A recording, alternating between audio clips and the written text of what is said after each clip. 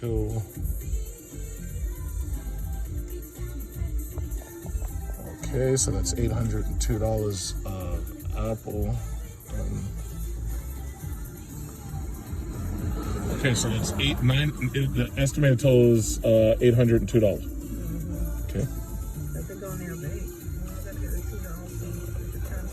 Buy 2. Okay, place order. Oh, and you have to sign in. In the criminal justice system, street racing offenses are considered especially heinous. In New York City, the dedicated detectives who investigate these felonies are members of an elite squad known as the Street Racing Prevention Unit. These are their stories. Uh-oh, somebody got caught. Uh-oh, why you speeding, truck? Why you speeding? What are you doing around here, boy? Speeding around my zone, boy. What are you, out of your mind? You shouldn't be speeding. Yeah, boy, I'm gonna have to put my knee in your neck, boy. Okay, so anyway, we're on our way to Manhattan. It's a little bit late in the day, so let's go out here and get some clubbing on and some drinks on over here in Manhattan. So, and you should probably see this ridiculous traffic. There's traffic everywhere. What's going on with this traffic? It's like instead of me coming in using Van Dam Street, I'm going to end up using, I believe this is Broadway instead, because of all this goddamn traffic. This is ridiculous. Look at this guy with this silly Ford Hybrid Escape. I wish I could escape econo boxes. That's what I wish I could escape. This is ridiculous. What's this guy doing? I know he's driving like real slow and everything, but come on, man, really? That's why there's all this traffic. If these people would just, drive properly, it's like we could all be doing like 80 miles an hour and there'd be no like problems at all. It's like everybody get where they're going to go. All right, you know what? Goodbye.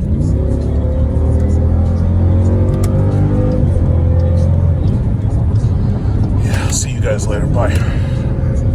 Just say no to Mitsubishis.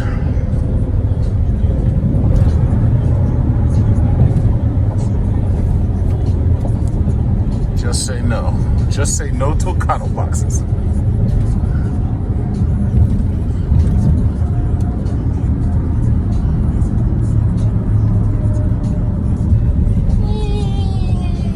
I have to say, of all of FCA's products, the Jeep SRT and the Trackhawk by extension are easily the best products they got. Easily. The driving experience is just fantastic. Look at this guy. He's happy. He's got a Jeep. He put blue lights on the front of his Jeep. Everybody just loves these Jeeps. Around here, you see them everywhere. They're like roaches. It's like everywhere. Not like this silly little RAV4. There's no space in that. No, thank you. I'd rather die than have to drive one of those. Yeah, or limited. Yeah, limited, as in we don't make cars this slow anymore, so they're very limited. Yeah, they're limited in capabilities. Yeah, it's like, no, thank you, no, thank you. And you got these little X1s for people who can't afford the real thing. He's got the blued tailpipe and everything. It's like, who you racing, man? You got an econo box. It's 4 cylinders, bro.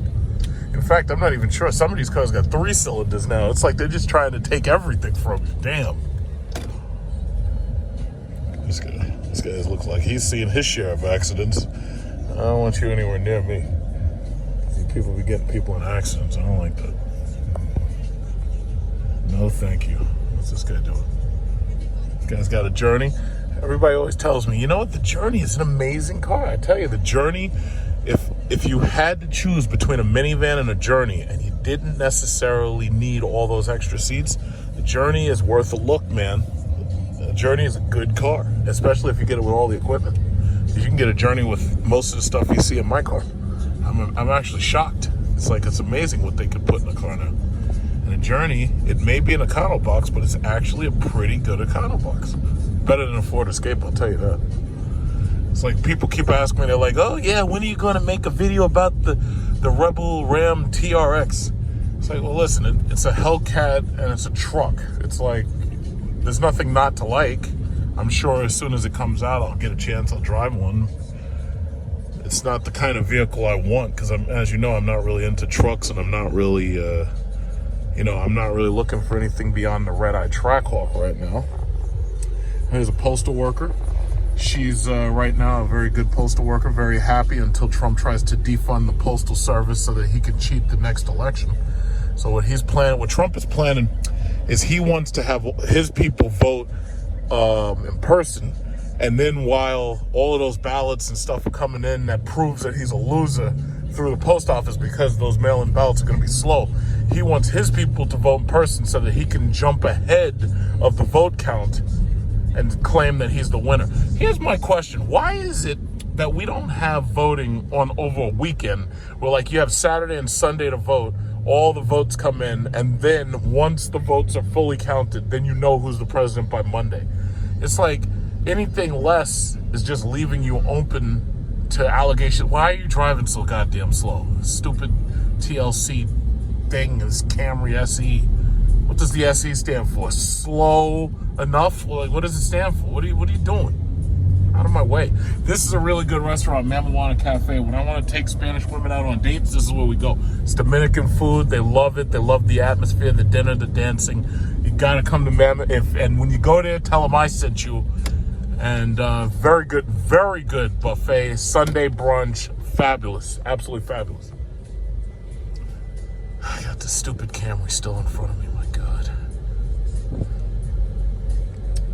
What was I saying? Oh yeah. So Trump is planning to vote. He's trying to do some mail fraud. Like the Postmaster General said today that there's not going to be any major changes in the Postal Service until after the election. Okay, that's good. But my thing is, we need a better... I mean, it doesn't make sense if the people in Iraq have less to fear with voter fraud than here in America. That's just insane. The post office is an American...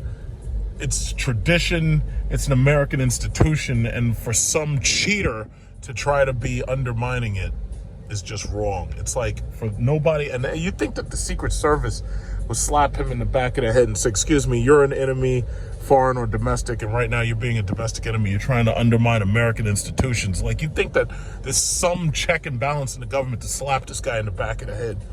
Apparently there just isn't. Oh shit, that's COVID testing. Look, see, one of the reasons I love, doing videos of the real New York, is so you can see. You don't see shootings everywhere. Do you see shootings? I know at night, maybe in Brooklyn or the Bronx, yeah, there's probably some shootings.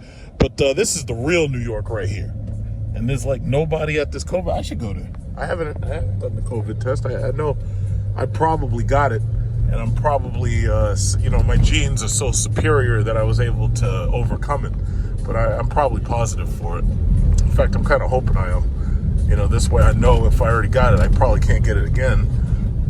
Oh, look, they're selling Wranglers. This is the real New York right here. They're selling Wranglers over here. Look at this.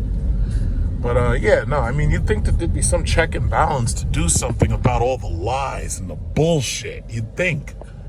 It's like, where's the check and the balance? Another Jeep Grand Cherokee right here. Happy owner. You can tell he's happy.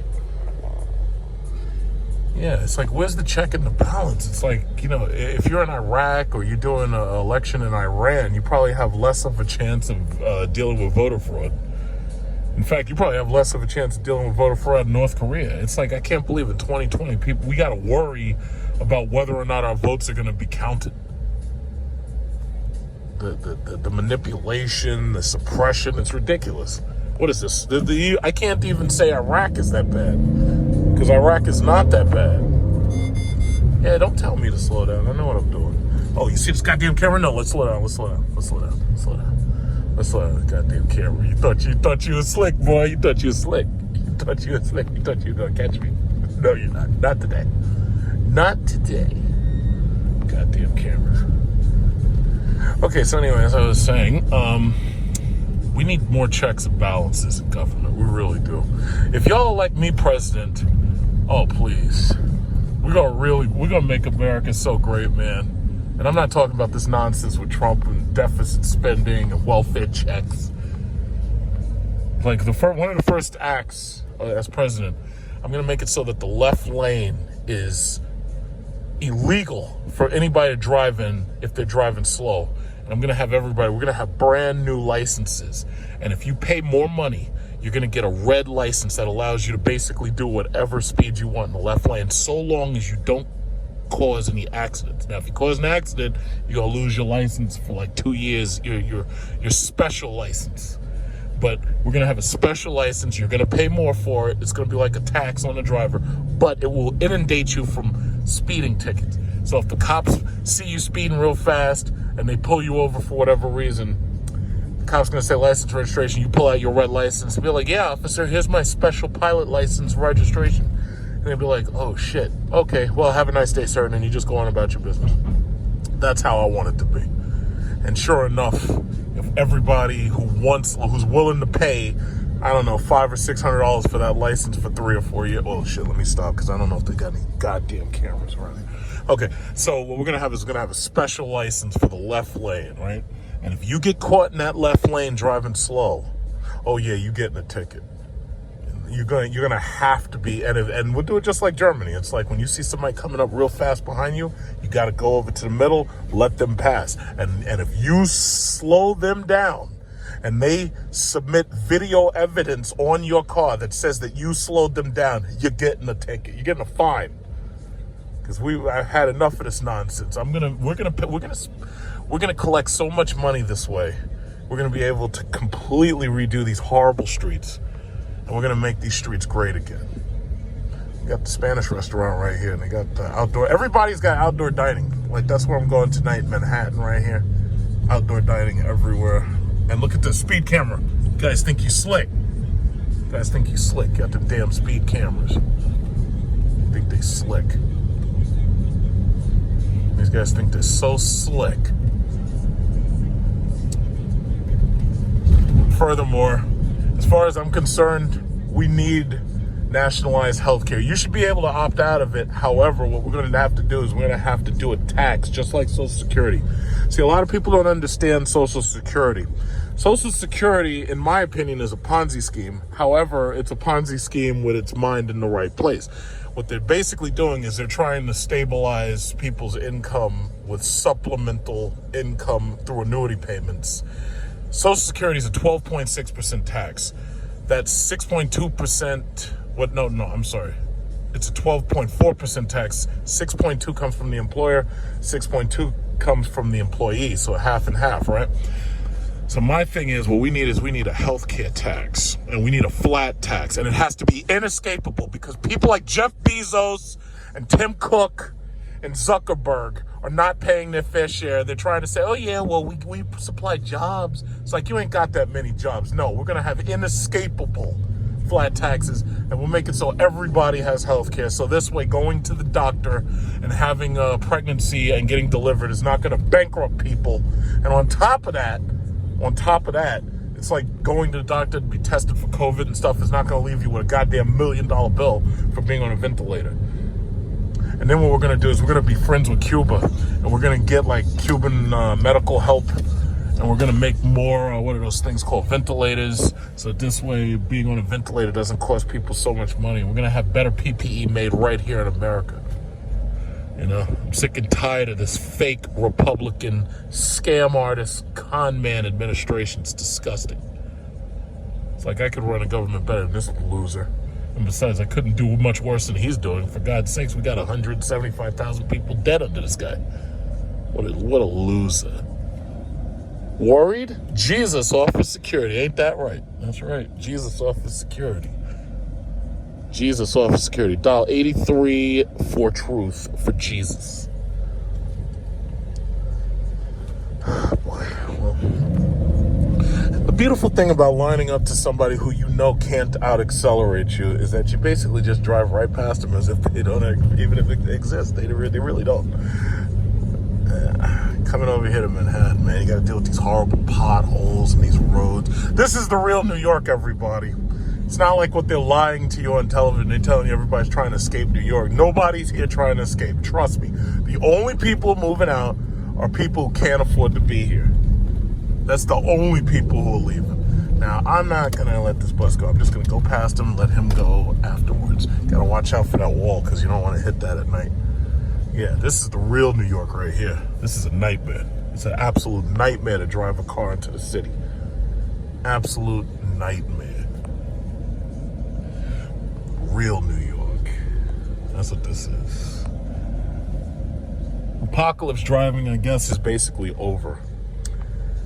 Now we're in post-apocalypse driving. Look at these guys, these traffic guys. They didn't even let these guys have matching blue, like they could have gotten yellow bibs, or what are those things called, those face masks? They could have had yellow ones. They didn't even, these guys don't match. Yes, sir, I'm just gonna run this red light on your command, sir. Yes, sir. I like it when you're able to break the law because they say so. I just love it. I just love it. Got an old Charger RT right here.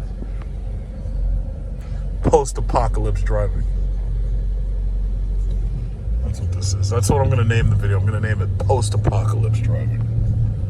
Because the apocalypse is for the most part over. I mean, yeah, we still got about 30,000 more people who are pretty much going to die. But the Model Y. Oh, this chick's got her Model Y. Look at this, the cops. Yeah, see, I think 30,000 more people are going to be dead definitely before November. But originally, the CDC claimed that we could face up to 250,000 deaths. So I'm guessing that's probably where we're going to be by, by 2021 January. So, sucks. Just make sure you're not one of them and everything will be good. Welcome to Manhattan. This is the Ed Koch Bridge, and we are passing the 59th Street Ed Koch Bridge. In a moment, welcome to Manhattan. For you viewers who live in other countries and have never been here to New York before, believe me, you're not missing that much. You're really not missing that much.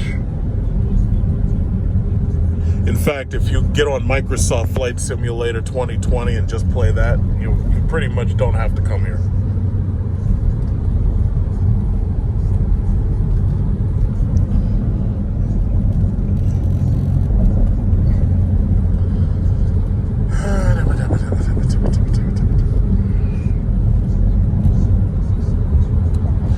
And you saw my video that I just did, the new Escalade. I gotta say, that new Escalade is amazing. Like, people say the Navigator has a better interior. Nah.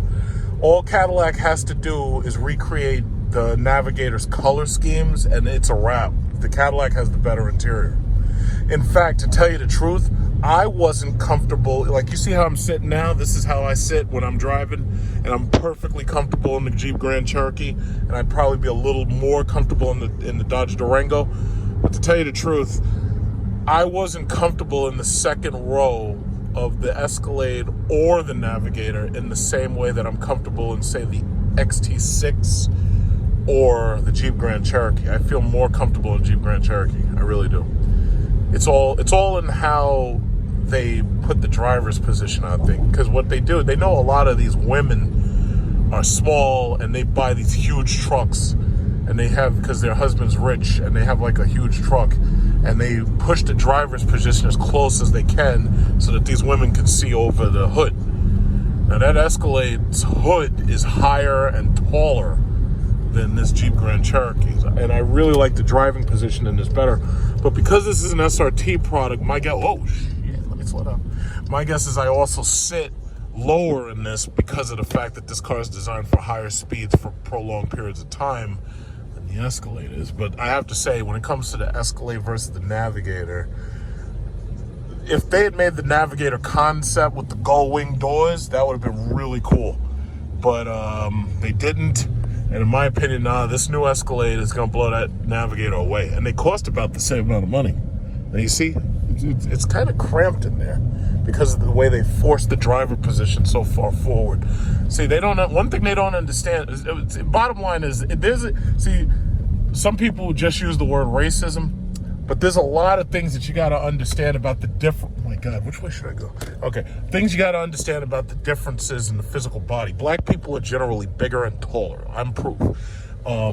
So the thing about it is, if you're going to make these cars, one thing Dodge has figured out, they must be using like black guys who are huge in order to be the models for the inside of their car. Because the thing about it is, GM, I've noticed, always makes small positions, but Dodge makes gigantic positions. And that's one of the reasons why big, huge guys buy Chargers and Challengers and they're happy with them. Not like this horrible little Lexus right there. Nobody wants that.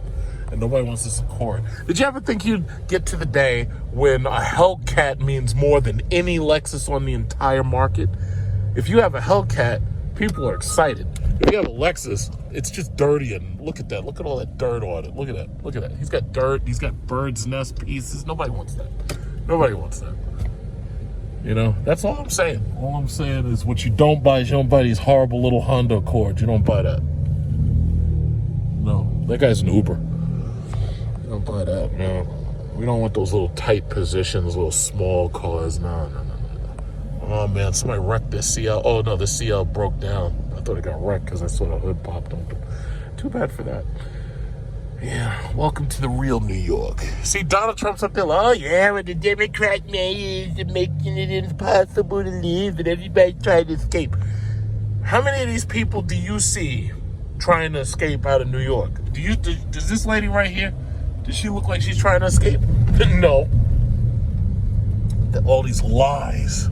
These just straight up lies.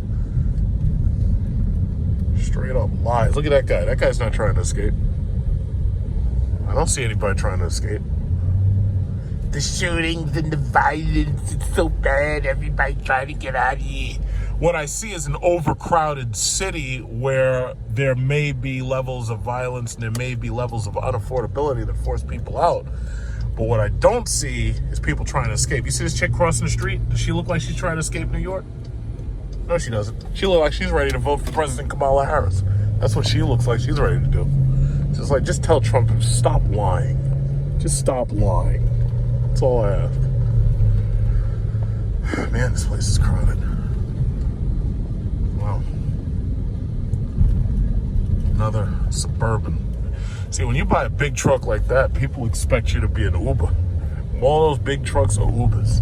Most regular people do not buy those things.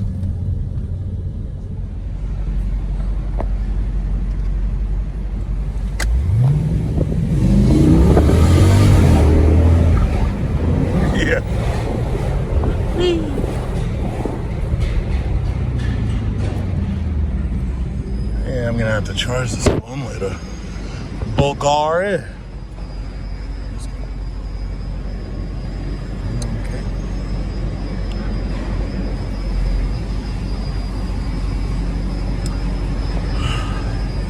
Van Cleef. Yeah. All these clothes and stuff for posers to max out their credit cards and then ask Trump for welfare checks.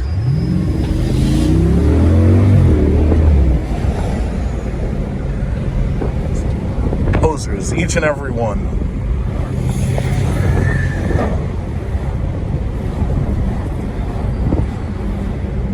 Uh-oh, 3 seconds. Can we make it? Yeah, we can. Oh, I made it too, yes.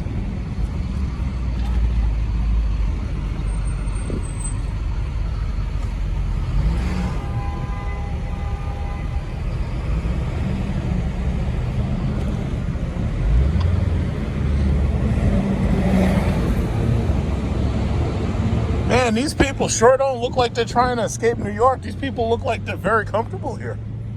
I wonder what that's about. That's not what Sean Hannity said.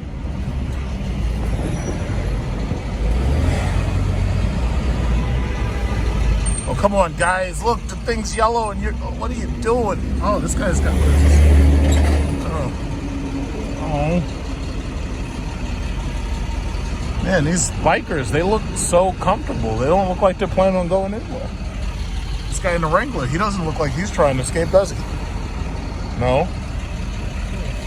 Interesting. Look at this bus. Oh, snap.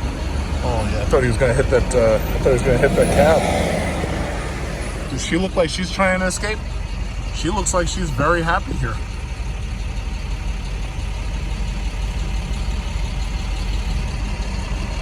Does that guy look like he's trying to escape? No.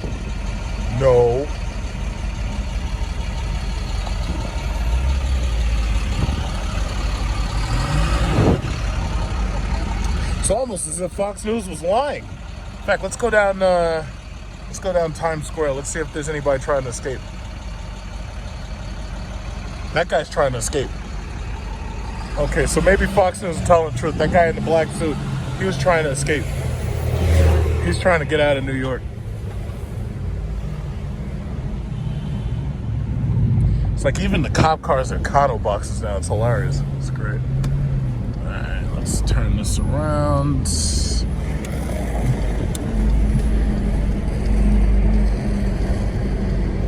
Okay, you don't want to hit nothing. There we go. Nordstrom. Who shops there? I've never, like, I've looked at their styles. Like, every now and then, like, I'll go into one of those stores for Christmas and do some Christmas shopping. And I'll look at their styles and I'm like, you mean women pay for this garbage? It's like, the stuff is ugly. And it's expensive and it's ugly. It's like, I ain't buying that. Anyway. But I'm not a woman, so what would I know, right?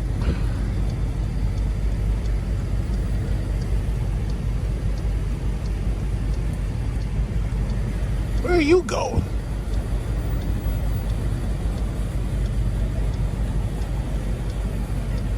Healthy breakfast for everyone. Yes. I'll tell you like this. That breakfast on the bottom left-hand corner, that looks like that's about 800 calories right there.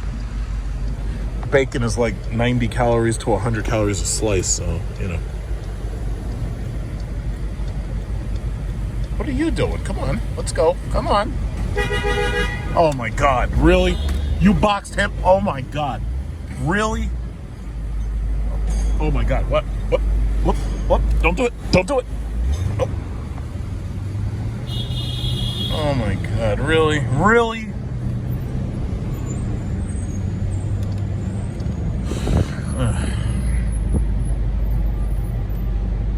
Oh, he's back.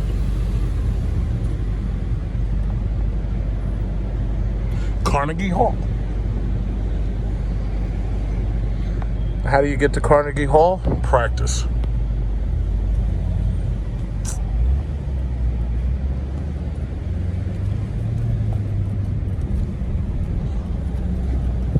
This guy's got his A1 steak sauce. I've never seen somebody sitting next to the gutter with A1 steak sauce. I've never seen that before. There's always something new here. I've never seen that. And he almost looked like he was high. Maybe A1 steak sauce has some type of hallucinogenic property. I'm not sure. Welcome to Times Square. I love coming through. I really do. I just love Times Square. Drive nice and slow.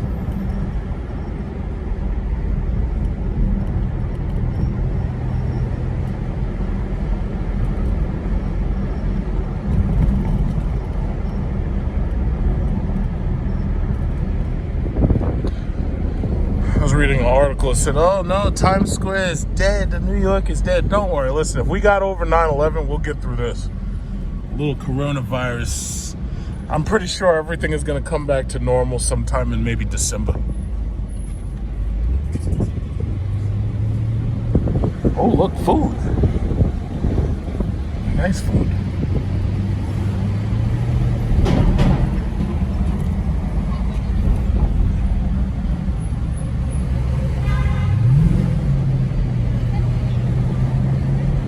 This certainly looks lively.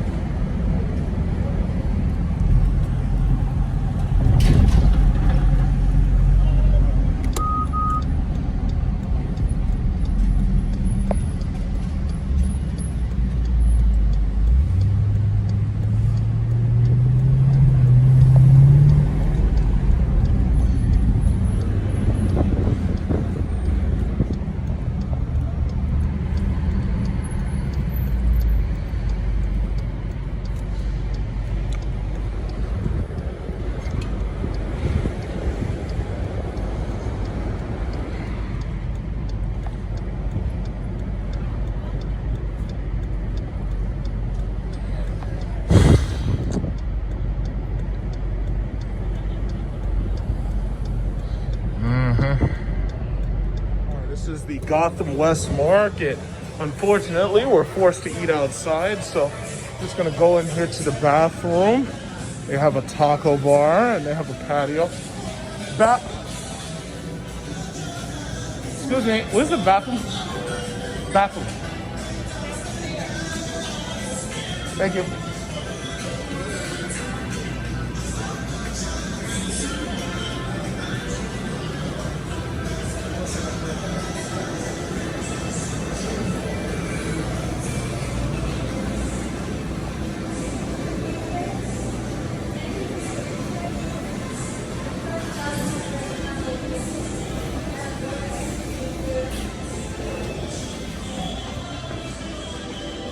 Just drank like a lot of water. Oh, it's one of these. Gender neutral bathroom. What the hell?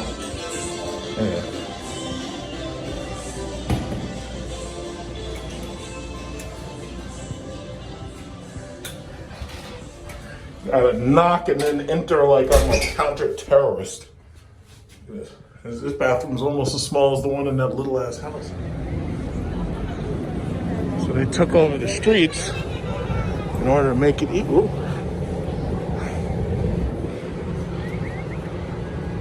In order to make it easier for us to have date nights, they took over the streets.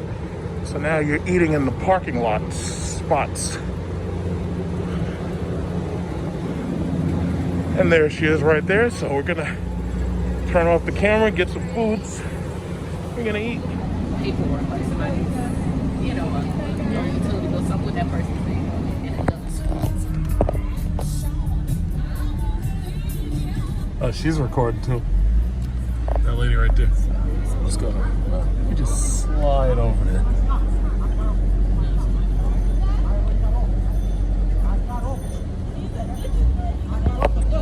Uh-oh. I think we're talking, what are we talking about, masks?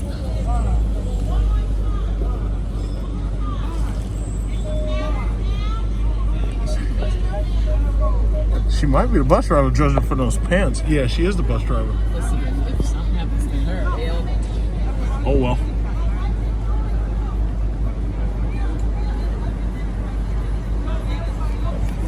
Turn this off so I don't waste fuel. What's going on here? Well, she ain't gonna initiate no combat, considering. wait, no, she's not the bus driver. Oh, the bus driver's in the bus, yeah. Uh-oh. Oh, shit, he got the track caught.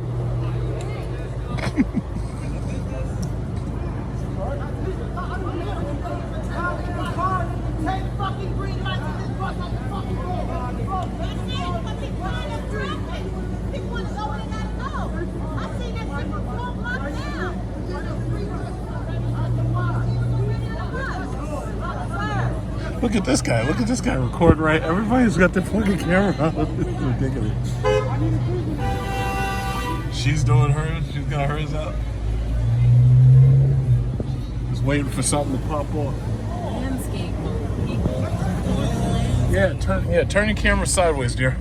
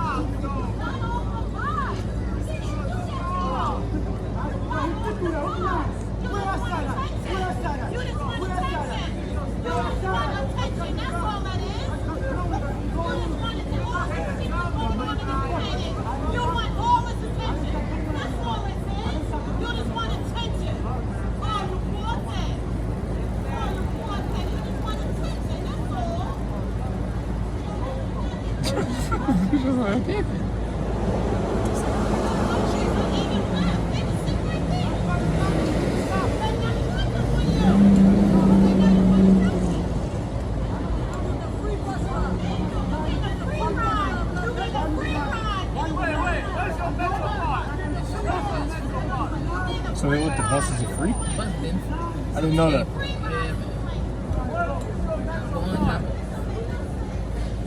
She can only be on the back half of the bus. You gotta ride in the back of the bus? Yeah, they blocked the front half off because this crazy lady got on the bus, spit in the driver's face, and he thought COVID died.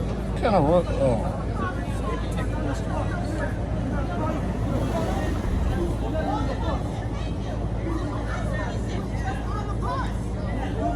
What's this guy's problem?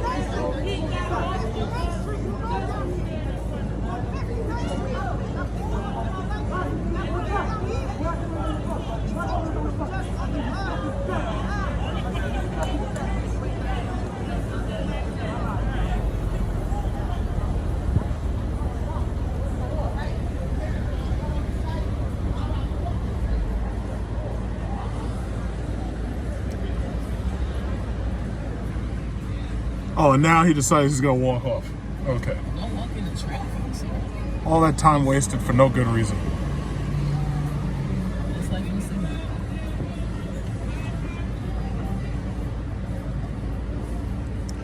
I tell you, he's lucky that he's arguing and fighting with. Yeah, this is the part where somebody usually not looking and they get hit and then they fly up in the fire. It's got the light. He's keeping Oh, goddamn this Range Rover! Get out of the way!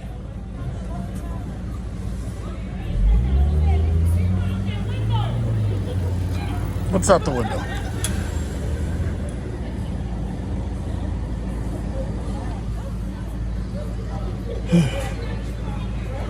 This guy's problem. Uh-oh, policeman. Anybody would like a knee in their neck, just let us know.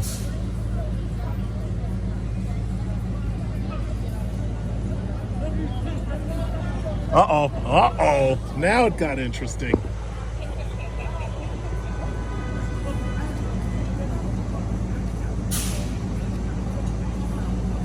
Excuse me, sir, would you like a knee in your neck? No. Are they pulling over?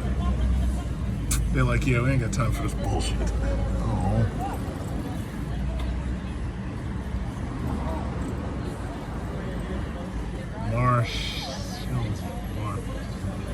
Oh, you wasted my time.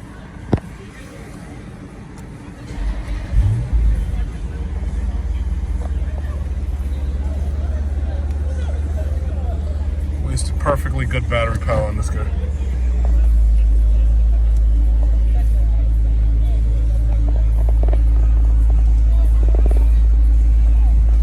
Okay, let's see. And now he's walking in the middle of the street. See, that's not going to turn out too well.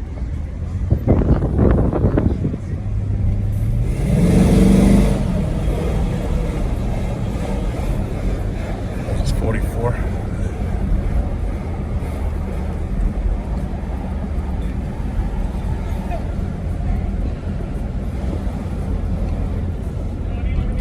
This is eighth forward. Okay.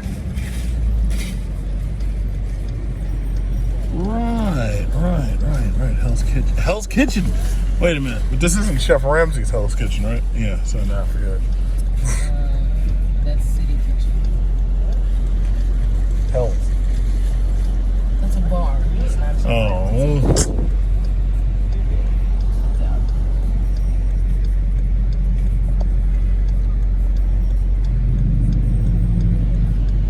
Yes, chef. You don't watch that show, do you? All I said, like when we went to that place, I ordered a risotto because it gets programmed into you. Now I got to order a beef Wellington eventually. I've never had beef Wellington, but I have to. Okay, let's see.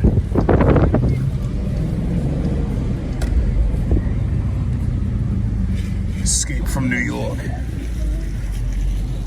think everything closed. Or is it gonna be? No.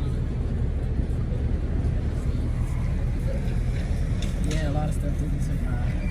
That's the crazy thing. So many people have left the city, so there are a lot of apartments that are empty. And they're not letting nobody in them. Well, they don't want to. They don't want to lower the rent to get somebody in there. Like people who have the money could move in and probably get a decent deal, but somebody like me that's not paying $22,000 for a little tiny space. They have to move. So even it can sit closed. They have to come down with money. It's the first time I've seen this place. And this is a fire hydrant. A fire company. Oh, I see the store. Well, most of these stores are open. Oh, these are small stores. It's businesses are booming.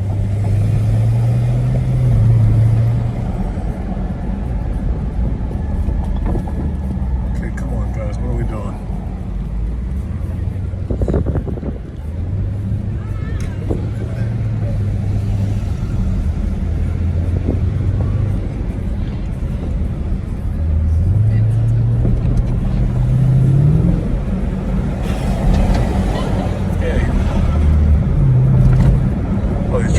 Turn, yeah.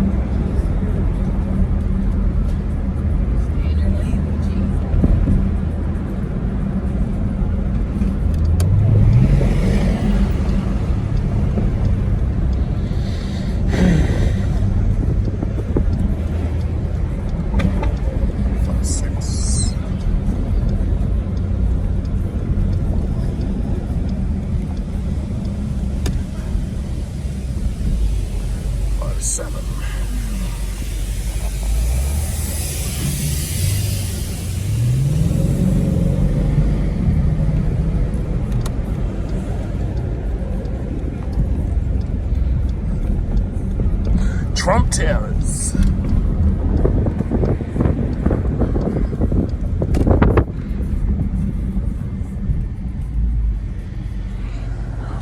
Oh my God, all that money got waste protected and bullshit.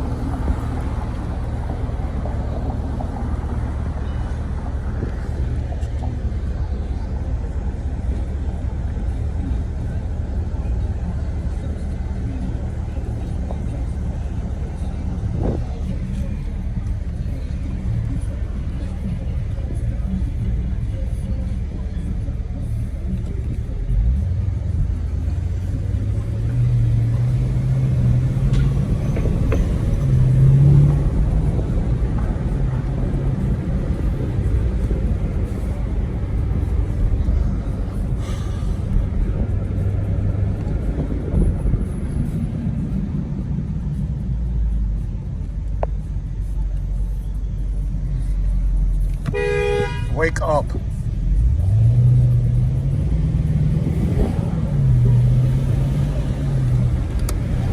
Yes, I ended up selling off some of this non-profitable stuff.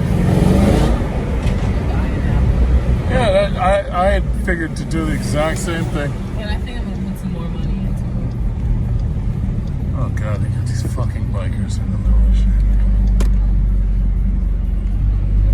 Yeah, Apple's pretty much the safest bet because that's long-term kind of wealth storage.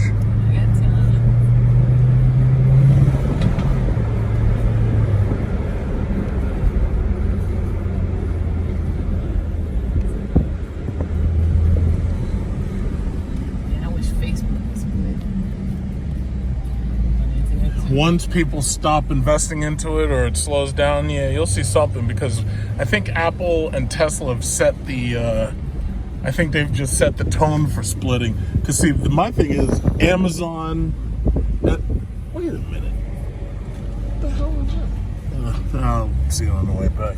Yeah, but see, Facebook doesn't have to. They're just going to keep getting users and keep getting people putting money into it. Yeah, the government and putting money into it. Facebook doesn't have to do anything. Even all those lawsuits that Zuckerberg is a party to, they didn't even give a damn. Yeah. Because there's so many billions of dollars that we can't fathom. You should buy those Chinese electric car companies I showed you, NIO and what's the other one? So I've been watching NIO. Because they're about, what's it, NIO, and then the other one is Candy. Because Candy is the one who's ready to put some cheap cars here. I've been watching NIO. And then my thing is, because you got to remember, it's not about what they sell here. It's about what they sell over there. And them Chinese people, they got money. And there's a lot of them. There's more of them than there are us, by far. So my thing is, NIO, and right now they're cheap. You know, because it's like there was a run-up on Nikola, but Nikola collapsed from 90s. Now, that doesn't mean it can't go back up. But the thing about it is that run-up, I feel, right now is over. The craziest thing that I saw that I wish I had known about, or I wish I had at least invested when I saw it, Overstock.com. Overstock was like... What do they do? exactly what they say. It's a website where you can get. It's like Amazon. It's kind of like a website where you get all types of goods and products that are, I guess, overstocked. Oh, okay. And it was like products for the low. I hope you bought Logitech and AMD when I told you. No, I didn't. Oh. But overstock was like, I can't tell you how much this is. If you had bought that AMD and Logitech, $50 a share, that shit is like $80 or something now. Overstock went from, say, I always go from March 18th. That's when the shit fell through. March 18th, Yep. It was about $8. It is now $115.90. Wow.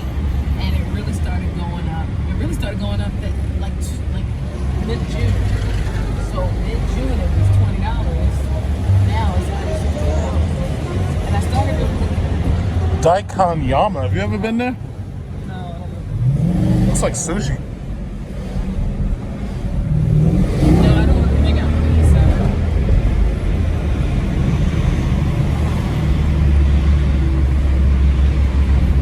There's that restaurant I want to go to over here called La Grenouille, but they're closed right now. It's like $200 a person. Well, I think it's like 100 and yeah, it's French. I don't like Oh, okay. Well, no, that's okay. You don't have to go. It's like why would you spend $200? because it's like some kind of special French something or other. I don't know, but I'm anxious to find out about it. And it's one of those classic long-term restaurants. And as soon as they open up, I want to. And I'm probably not even going to like it. I just want to try it. So it's like $175, I think, a person. It's $15. I'll give them a $15 tip. So I round up to 200. Oh, it's the air thing, the tram, Roosevelt Island. I've never been to Roosevelt Island. Nor have I. Oh, good. Our heroes, our healthcare workers. Yay. Our heroes. What the fuck? Y'all allowed to keep doing that? Shouldn't they be stopped? Yeah, somebody's gonna get killed.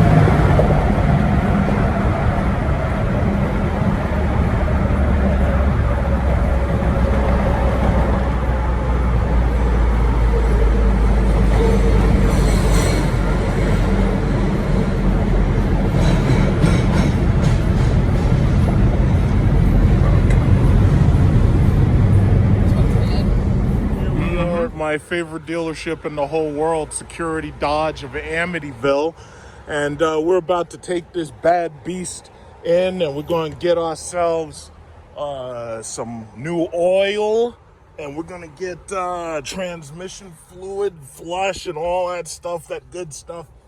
So basically, I think they're gonna give me a loaner because I told them that I have things to do. And the problem is, this is a really big Jeep dealership. Look at these people out here.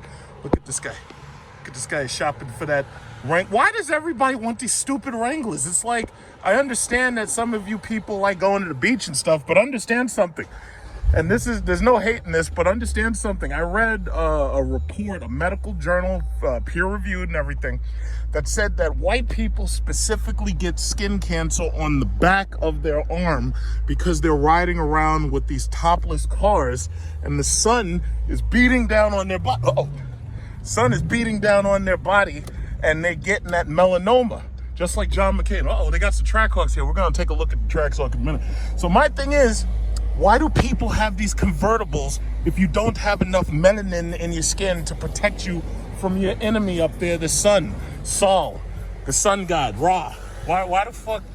What you should do is protect yourself as much as possible. If you want a moonroof, get yourself a nice double panel moonroof. But stop driving around in these cars that are convertibles because it's literally killing you. And because Trump got rid of Obamacare, you don't even have a way to get those skin cancer bills dealt with. Oh, look, they got, what's that? What's that? That's another one. Shit, man, these people bringing these Trackhawks back, man. They ain't not even keeping these things. What we're going to do is we're going to go take a look and we're going to see all of the cars that because of this horrific Trump presidency and economic downturn, all of these cars were brought back here. Look at all these cars.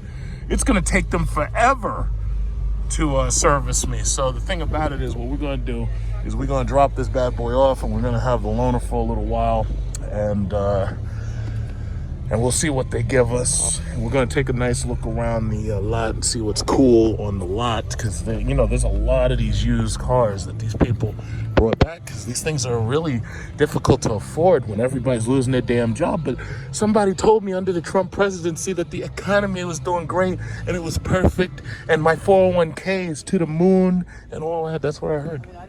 But now it doesn't look like that seems to be the truth anymore. Look at this. You got the Durango right here. You got all these Jeeps. That's the 2018 with Sangria. I always like that color. It's a nice color. My thing is, if you're going to have a nice color like that, you should kind of offer the white interior because, you have the white color on the inside. It's luxury. And then you got the darker color on the outside because that's a dark color. So you have a white color inside. But my thing is, it's like, I've seen the Jeep white interior. I really, really like it. But it's something they don't even offer you unless you're buying like one of those $55,000, what is it called? Summits or high altitudes or whatever. Because they have so many goddamn trims. I can't remember them and I wouldn't try.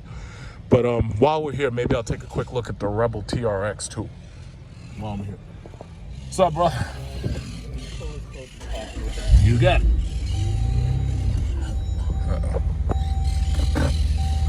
Yeah, so that's my thing. It's like all these people driving around these Wranglers. Like, here's the thing that I don't get about the Wrangler. First of all, you can't speed in the Wrangler because the Wrangler is really, it's designed for low speed off-roading. Like, if you live in a place where it's very, very rural, I can understand you having a Wrangler. If you live in the whoa, bighorn, whoa, slow down.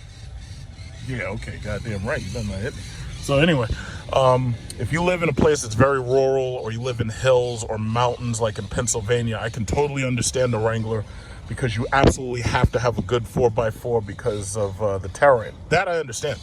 But for people to be just driving around in these Wranglers with the doors open and everything and they're on the highway and they're trying to speed and then they get in my way and I go right around them and then they try to catch up. It's like, yo, dude, your tires are not designed for that.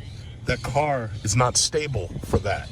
It's like, if you want to have the whole package, get yourself a Jeep Grand Cherokee and get yourself off-road tires or Blizzaks, so this way you have winter control, That's just how I feel about it. Everybody wants to do, look, we got the Durango SRT. Look at this color. Look at this color. We're going to come back out here. We're going to look at all this. Look at this color. Wow. Look at that. Nice color. Very nice color. Wow. Those are nice Nice colors. Okay. It's gonna take them a while. I can already see that. But yeah, for all of your Mopar needs, come to Security Dodge in Amityville and tell them that I sent you. Tell them I sent you. What's this behind me? What's this? What's this guy? This guy's got a black... Oh, shit. You see, it's so many Jeeps. It's a Jeep Grand Cherokee, a Jeep Cherokee. So many Jeeps. I gotta clean this. I gotta take all my stuff out when they give me the loaner. I don't know how long I'm gonna have the loaner. It'll probably be about a day, because with all this stuff that's waiting for service, they need a bigger service center. Like, they need a service center like the size of like Great Adventure in order to service all of these cars, because there's so many people who couldn't get their cars serviced when the economy shut down. And because the economy shut down and there was nothing going on, and because there was nothing going on, it was like a lot of people said, you know what, I'll just wait. But no, I'm having a full check done. I'm gonna get the air filters done. I'm gonna get the oil filter, the oil replace. What is my, I'll turn it back on in a second. My oil life was getting low. I think it's below 20%. So we're gonna get all that done. We're gonna get it all done, nice, prepared for the winter. So I'll put another, 3,000 or 4,000, maybe even 5,000 miles on before the next time I have to bring it back. Yep, that's right. Got all these tires right here. Okay. But yeah, you know, service has been pretty good here. I'll definitely, the next car I buy, I'll definitely probably end up buying it from them. Because like most of these other dealerships, they usually don't have that much cool stuff. So we've got a couple of things on the horizon. So you got the Dodge Hellcat Durango coming. You got the, supposedly, there's supposed to be a Jeep Trackhawk redesign coming. And then supposedly there's that Dodge Charger Red Eye. And then on top of that, they got the new Challenger, what's it called? It's a special name, I forget. It's like a detuned Demon or something. So they got that coming. And yeah, so you got about 4 products worth of damn coming. That's pretty cool. Oh yeah, and then they got the new, what is it? The TRX coming eventually. They want $100,000 for everything. You see, this is what I'm talking about. It's like these are $30,000 cars and they're selling them for $100,000. It's like you couldn't do that kind of magic trick if you were Houdini. All right, let's continue the wait, and right after this Ram truck here. And then we'll take a quick look at the new cars and the used cars that they've got left over. You see, a lot of people, I tell you, you know, most of the people who bought Trackhawks, they took those cars back. First of all, a lot of them were disappointed because they weren't as exciting as they expected them to be. There are some YouTubers who bought them immediately, didn't get any boost in their YouTube account, and then just took them back because they said, well, this thing's not even helping to pay for itself, which I totally expected. Then you've got some people who bought them. They thought they were really cool and everything right up until they faced that first maintenance bill where you got to replace shit. And then they were like, nah, that's okay. You can take it back. So what they do, this is the trick. This is the trick. When you buy one of these Dodge products and it's really, really, really expensive and overpriced, when you take it back, what you do is you buy the next car down that has the highest number of rebates. The Ram truck has a very high number of rebates. It's easy to trade down from a Trackhawk to a Ram, or it's easy to trade down from a Charger to a Ram because there's a lot of rebates on these trucks. But that's the only way you're getting your money back, because the depreciation starts to kick in like before you even get to damn near 1,000 miles. And with the Hellcats, you're buying a Hellcat for $70,000 or $80,000, and the depreciation kicks in. So before you even get to 4,000 miles, you're already down like $15,000. Like that was always my problem.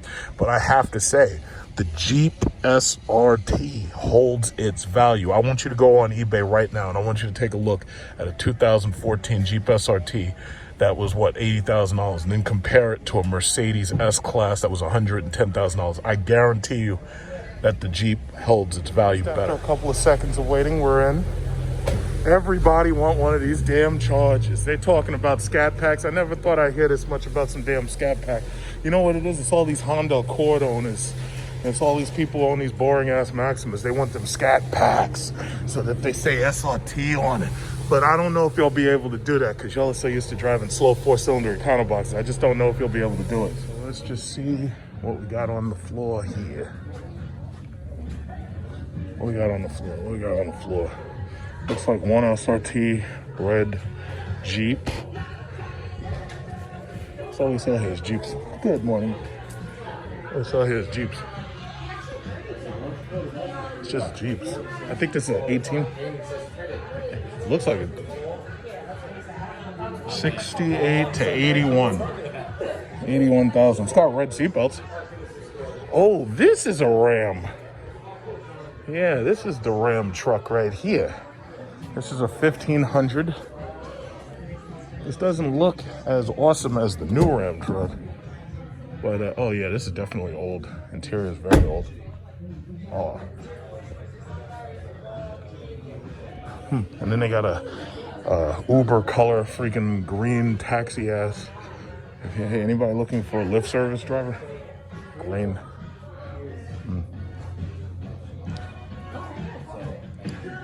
Good morning. Yeah, not much chilling. Oh, fuck, let's see what else. Okay, what we got right here? Okay, we got the limit. See, they're making a killing off of these damn limiteds, man. I don't even think it really cost them that much to build one of these things anymore. I think they're making these things so inexpensively until it's probably cheaper for them to build a Jeep than it is for Tesla to build a Model S. Because those Jeeps, man, it's just straight SUV truck. It's like space. Okay, Track Hawk, just sitting there, chilling in the sun. Count the Track Hawks. This one's new. It's just sitting there. This one does not have the televisions. Yeah, it's just a regular. I've been seeing a lot of regular black Track Hawks. And then you got this incredible Hulk green. Like it's an Avenger.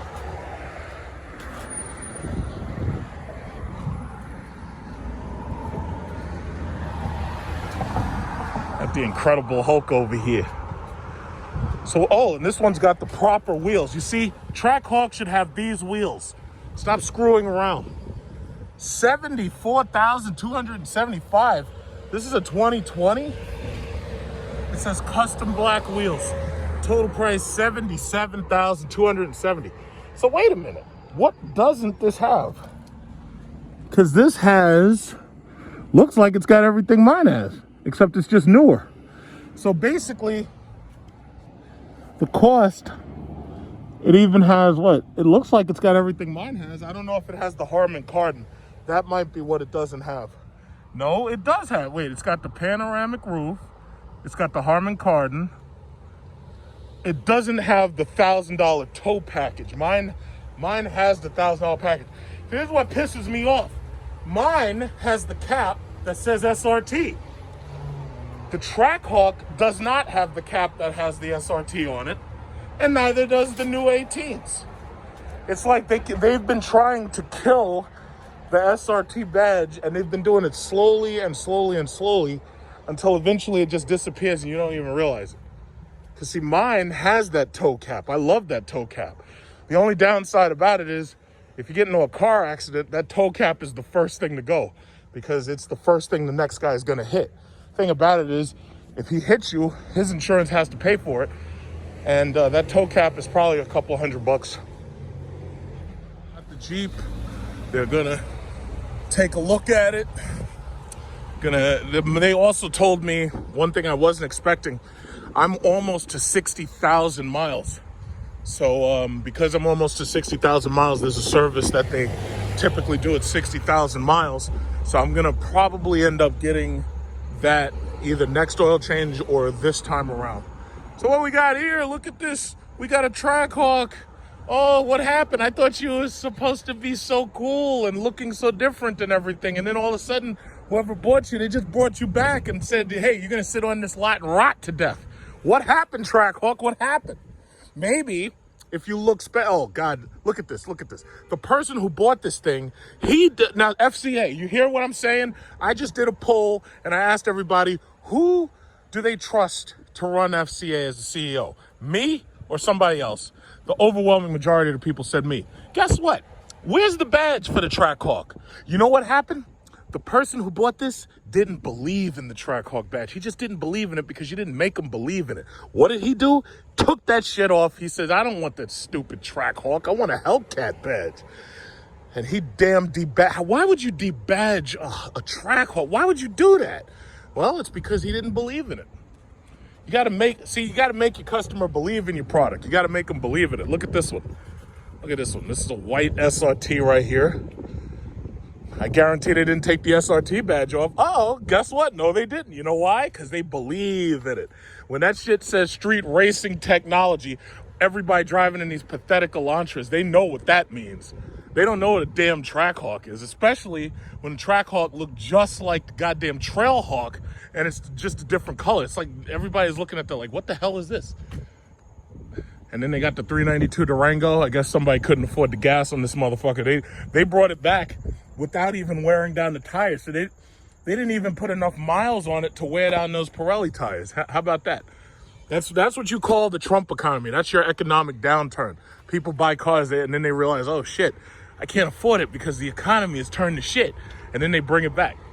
Look at all these Hellcats just sitting here unwanted. That's a damn shame. Look at this. In good condition too. This one doesn't have a moonroof. Man, that Trump economy's kicking ass, isn't it? All these Hellcats. Everybody was like, yeah, everything's going great. We got the Trump economy. Everything's going good. My 401k's doing great. Next thing you know, they got to take back their fucking car because they can't afford that shit because the Trump economy, they're like, wait a minute. Y'all put all the money into, Y'all put all the money into Apple's pockets and you made the rich richer. You didn't make me richer. I'm fucking broke. How about that? How about them apples, huh? Damn, there's a whole fuckload of charges out here. I have a cousin who wants to get one of these damn things. He should come over here and look. It's like, damn. It's a whole hell of a lot of charges, boy. Man, that economy, man, that Trump economy, man, it ain't doing nobody no favors. Look at this one. 2019, but that was last year. Jeez.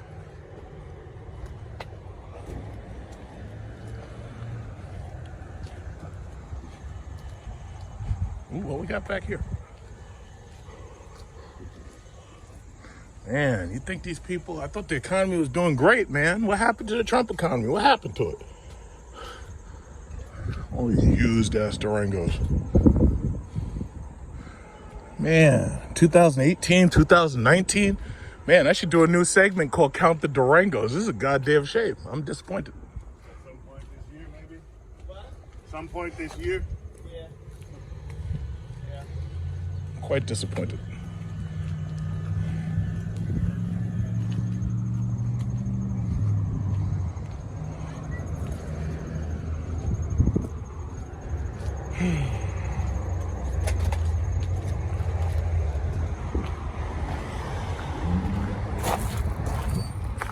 Oh shit. Orange calipers.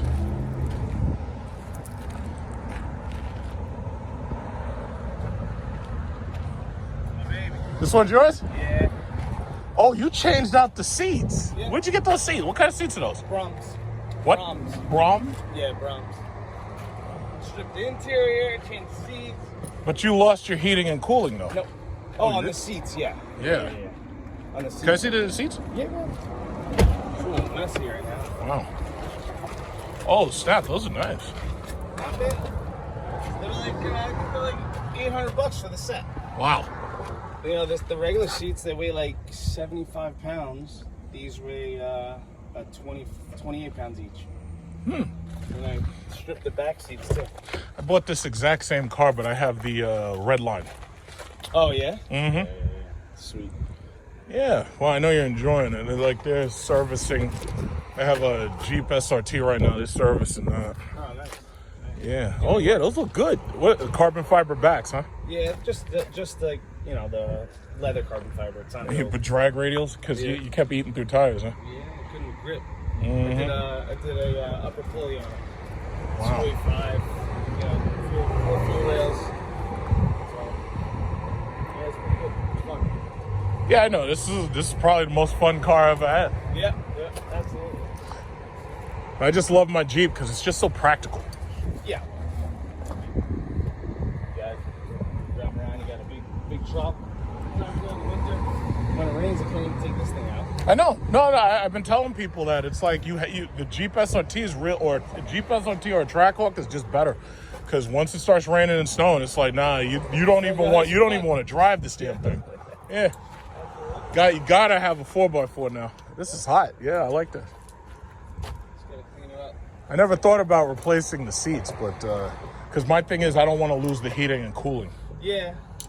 You know, you sacrifice. I might get that the red eye when they finally get them in. I might get the red eye Charger. Oh yeah, it's coming out. Because it doesn't look like they're gonna make a red eye Jeep. You don't think so? I don't know. It's like they're not saying anything. They only said something about the Durango, and other than that, they didn't say anything. Showing us his exhaust system.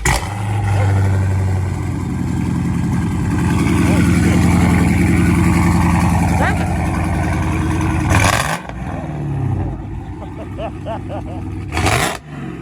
I like that. So you said you did what? You took out what? I did the cat delete and resi delete. Cat and resi. Okay. And just left the rear mufflers and did the carbon tips. Yeah. Evo talkers, huh? Ready? All right, guys. Nice to see you, man. Nice to meet you, brother. Yeah. Yeah, see, that's what happens when you're American. We don't want none of these goddamn slow electric economy boxes. We want shit that's freaking loud. And I understand that the law and the ordinances make it so that you're not allowed to have cool stuff anymore. Oh, that guy buckled up his fender right there. You can see it in the light. Somebody dented that shit bad. But that's what people want.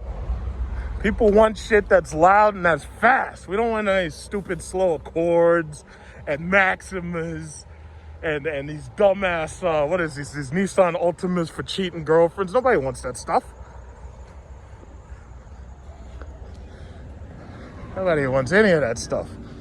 Okay, so now comes the moment of truth. I'm going to find out what my loaner is until they get a chance to look at my car. But it'll probably be a day or two. Maybe even at most, because the problem is coronavirus slows everything down. So we'll see what happens. I have the Pacifica right here. Look at this nice blue Daytona right here. Very nice. And then they got my car ready. Got a Pacifica.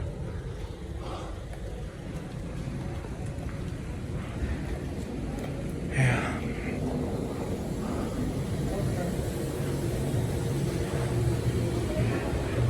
Got the black SRT right there.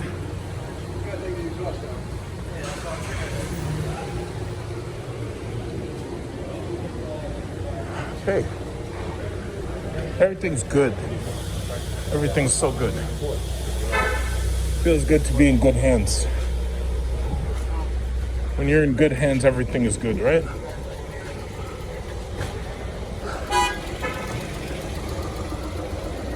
Even the leaf blower has an SRT hat. Everybody wants it. The guy's he's doing the landscaping, and even he's got the SRT hat. Look at this guy right here.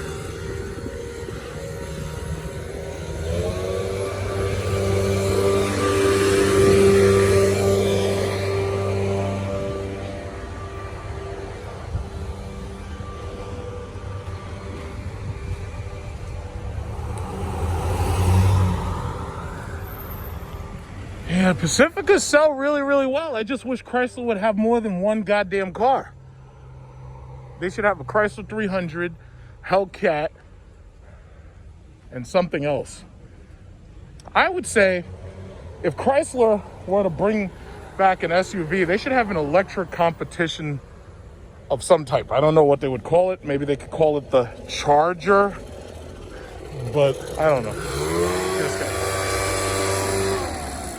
got the SRT hat on. Now he's blowing his leaves in style. There's only one way to blow leaves. Uh-oh. Got the Jeep. Very happy with their Jeep. Ladies love the Jeep. All the ladies love the Jeep.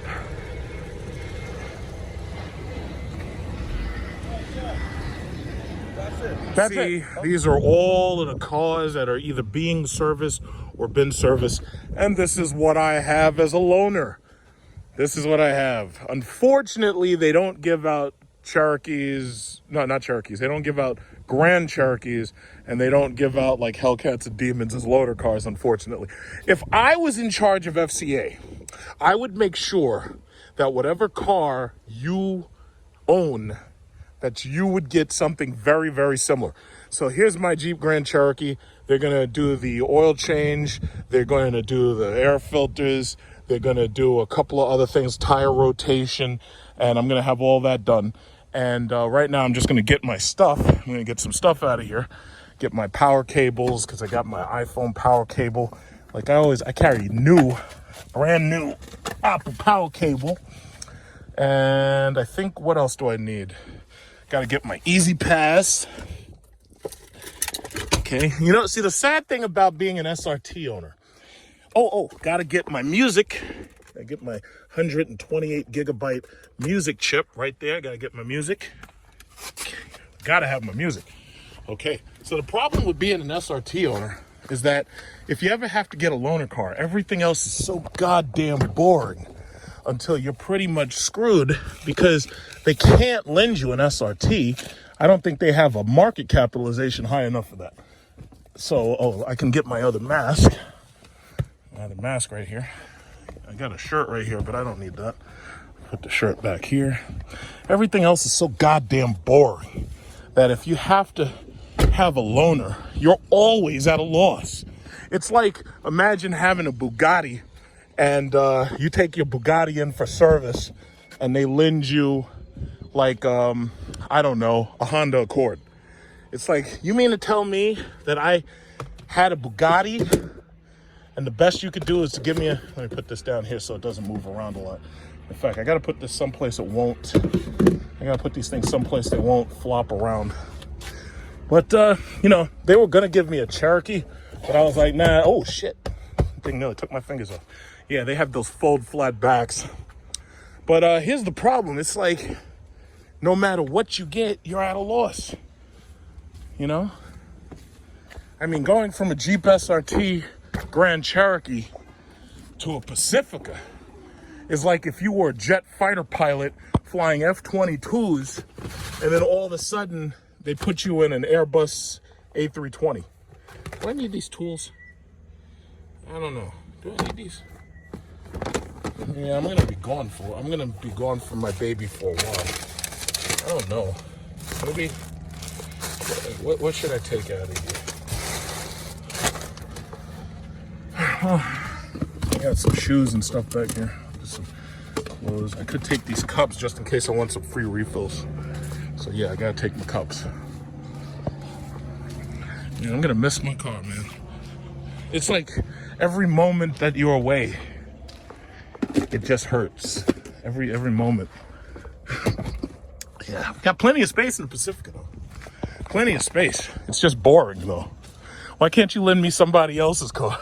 Lend me one of these other people's cars while you're fixing mine or doing stuff to mine. I think I should take this. Should I take this? I got some paperwork, stuff, my little detailing and stuff. I don't think I need all this. This I might want to take. Yeah. I'm so organized. Okay. Oh shit, what the oh yeah. That's my power cable. Okay. Yeah, so see what's right there. Get my power cable and we'll be on our way. I think I should get my paperwork. My little paperwork.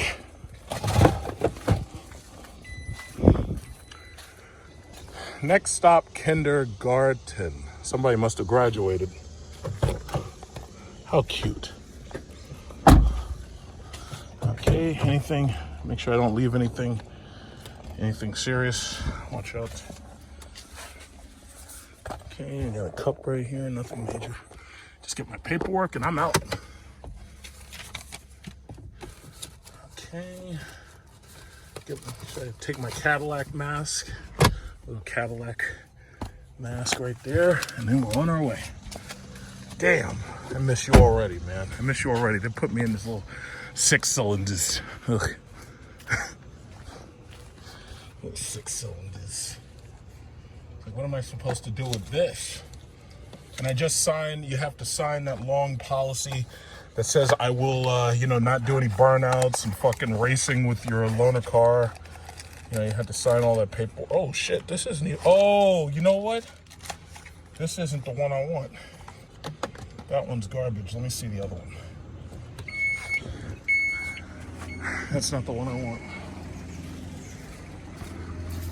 There's another one. Unless I gave that away, but I don't think I did. Nope, here it is. Yeah, got a brand new one. Okay, so I got my iPhone charging cable right here, and we're ready to go. Everybody knows it's like if I was in charge of FCA, shit would be lit. And we'd still be focusing on future products like, electric cars and stuff, because I know that's coming. It's inevitable. But, yeah. So, what else I got in my pockets? Okay, get my music chip ready. 128 gigabytes of tunes. All right. Okay. That goes right there. Now, most of these cars, I believe, have Apple CarPlay, which ultimately means that, they want you to plug your iPhone directly into the socket. But me personally, the only thing I'm interested in is charging. Oh, good, there's a USB socket right down there, too. Yeah, you see, they thought of so much. They thought of everything. Okay. That they have a cover for the single USB port down there. I don't think you needed a cover for that. I think it would be better if there was 2 down there and you had a cover for it, because it seems to me a cover for just one kind of doesn't make much sense. But that's just what it is. So, yeah, we got, this is a good car. This is a nice, good car, especially if I was going to do a road trip, like if I had to go like 200 miles or something or more, I would rent a Pacifica unless I had assurances for my gas costs, because the thing about it is you can't drive no SRT on a road trip. All right, this person wants to get around me, so let me just drive like right around. Let this guy get past me. I don't know which way this guy's going. Yeah, but I mean, I'm not disappointed, because the Pacifica really is a good product. So what is this? We got full gas. But the only downside is the V6 is, it's just a V6. Okay, good. So we got the rear view camera. It's a little rear view camera, but it works. It does what it has to do. Fairly certain they probably have back sensors, just like they have in the Charger. For some reason, they never felt it necessary to put front sensors on everything. I would have. Okay, good. So we got ultrasound. Yeah, so this is just what it is. It'll probably be maybe a day or two, because today is a Thursday, so they'll probably have my car back Monday. Whatever. It's no big deal. So this is it. This is the minivan. Driving around in a minivan. This, like, I will say this. When you get older, you appreciate a minivan a lot.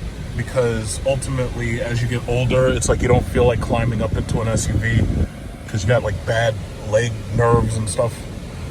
So, it's just over time, that's just what it is. Very comfortable car, and it's got a very, very soft, flat platform ride. You ain't speeding in this.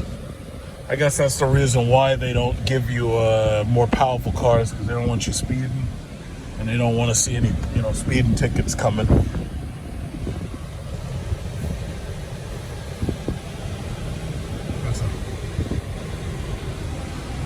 Yeah, well, they couldn't lend me that Trackhawk, could they?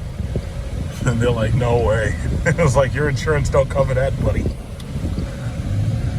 And there we are away until we pick up my car and it's all done. So yeah, just if you need an SRT product or you're looking for a Jeep and you're in the New York City area, come to Security Dodge in Amityville. See, the best test of whether or not a car is good or whether or not a service is good is the simple question: would you buy from them again? Would you buy it again? And the answer for me is yes. I would definitely buy another car again from them. And as long as you can answer yes to both of those questions, that just tells you that the customer is happy. Whoa, Jesus Christ, I miscalculated the back of the car. Kind of went over that curb a little. But I have to say, these V6s aren't a slouch. They're pretty peppy. They're pretty peppy. No slouch. No slouching. Not bad. Not too bad. I don't know if there should be an economy mode, if I'm not mistaken, or maybe it's always an economy mode. I'm not really sure. But you see, the thing about it is Chrysler has the minivan game locked down, because the thing about it is they make a really good minivan. And I have to say, most of these car companies, they should be thanking God for Apple and Android, because when you have that Apple CarPlay and that Android CarLink and whatnot, it makes it so. Look, this guy's a doctor driving a Porsche. You mean to tell me all that doctor physician money and you want a Porsche? It's like, come on, man. There was better things you could get that are cooler. It's like, if I was a doctor, I'd drive up to the office in a Demon every day. And they call me Dr. Demon. This guy's got a Porsche. I don't care how much it costs. In fact, you can buy a Demon and a Trackhawk. And with that doctor money, you can get a Charger too. They call me Dr. Demon when I drive up. I should cut this guy off, but I'm not going to cut him off because he's a doctor and I respect doctors. So come on, man, you and your silly Porsche. Come on, what are you doing? I'm going to cut this guy off. Dr. Porsche right here. Come on, Dr. Porsche, don't get that wide body wrecked. Get yourself over there. Yeah, you got Dr. Demon to obstetrics, please. Dr. Demon to obstetrics. What the hell is this guy doing? It's like they're taking up both lines. I respect doctors though, so I'm not gonna give this guy a hard time. I respect him. I think doctors, teachers, who else? Engineers, astronauts, pilots. Those are the people I respect. You know who I don't respect? Presidents who file bankruptcy. I don't respect them at all. You know who else I don't respect? Thieving, lying politicians. This guy. You get Dr. Demon to obstetrics. What are you doing? We're looking for you. I got a woman delivering a baby over here.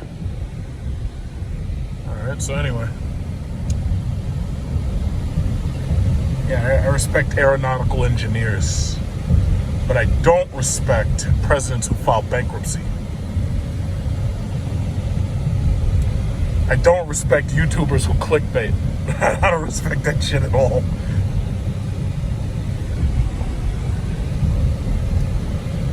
Oh God, this car is just so comfortable and so normal. It's like I can't get into any trouble with the police with this thing. How am I supposed to get into trouble with the police and get knees in my neck if I'm driving around in this slow Econobox? And I have to say, it's a very nice Econobox.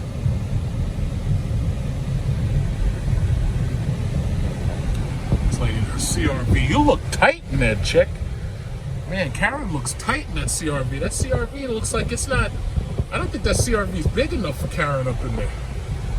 thing looks a little tight. I think you need a Jeep Grand Cherokee, Karen. Karen, you should check out the Summit. You look tight in there. I can tell she's tight. Her arms look like little, like, donuts.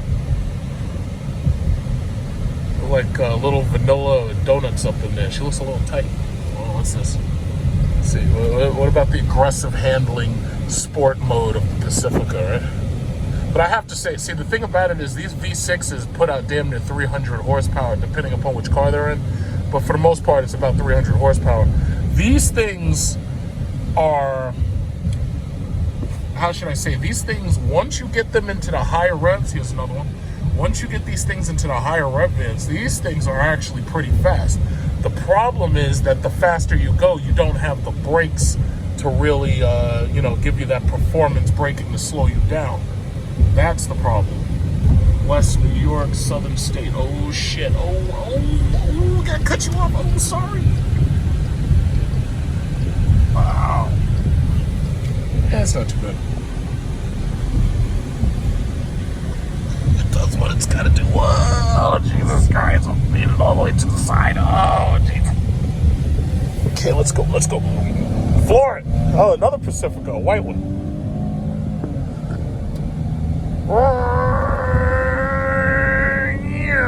See, this is the engine that the Dodge Dart should have had. If the Dodge Dart had had this engine, that thing would have been a damn monster. But the thing about it is they screwed up. And you know what I would have done? I would have put this in the Dart, and then I would have put a sport exhaust on it, and it would have made it sound very, very special. But they didn't do that. And that's the reason why the Dart was discontinued. Because it didn't sell. It was too small. It's like sooner or later they're going to realize you got to build your cars bigger. Look at these Hondas. Even Honda realizes it. That Honda right there is just a Civic hatchback. That car is bigger than the Accord used to be 10 or 20 years ago. Because they realize, you know what? These Americans are fat and huge. We have to build bigger cars. Oh, there's another one. Catch up to it. Yeah, it's like, yeah, these Americans are fat and huge. We have to make these cars bigger. Otherwise, they're going to keep going into Jeeps and other big cars. How are we supposed to look at that? This Accord is larger than a Mercedes-Benz from the 80s. And so somebody started realizing, like, wait a minute, these Americans are fat, huge, obese people. And if we don't build these cars bigger and faster, because it's not enough for us to just build bigger and then put a stupid four-cylinder in it. We got to build these things faster in order to tow their fat American girth. And if we don't do that, we're going to lose sales. And when the guy realized that, the guy said, you know what, I got an idea. We're going to make a new Challenger. We're going to make it a boat. We're going to make it gigantic. And then what we're going to do is we're going to put so much goddamn power in it until we'll be able to tow anything. Look at this. Cops caught somebody. Look at this. You're not supposed to have those vans. How do we know that you're not kidnapping somebody? So you can't have those vans in the southern state because you could be kidnapping little girls or something. So you're not supposed to have those little vans. Those big vans with the tinted out windows and stuff, you're not allowed to have those. Damn.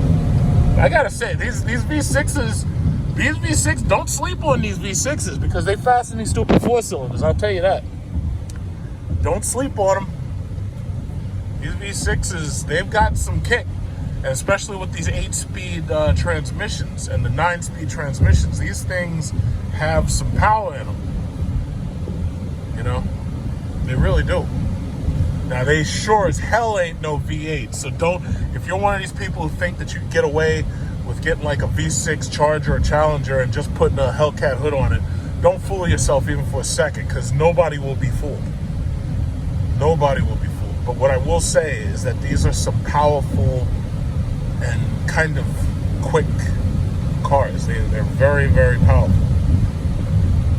300 horsepower. It's funny because the V6 that Chrysler is using, this Pentastar V6, this puts out more power than these twin turbo four cylinders, because they got these twin turbo four cylinders and some of these cars got 3-cylinder engines and they try to turbocharge to make it look like you're getting something. The thing about it is a regular naturally aspirated V6 still has more power than those do. More power and definitely more low end torque. Like, this horrible Nissan Rogue right here, this car's got more power and torque than that does.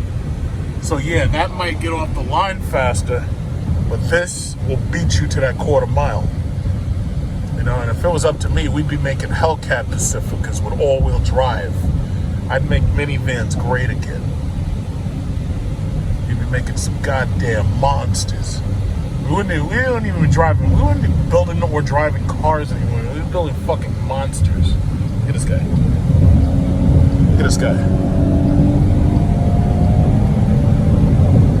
These things they're kind of like race cars, except they're not that, you know, they're not that fast, but they're pretty fast. Look at this Range Rover.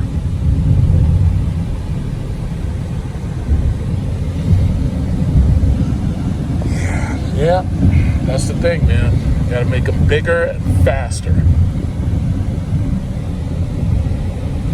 I have to say, these are very, very nice rides. Like I could drive 300 miles in this with a family of screaming children. I could do it. This guy.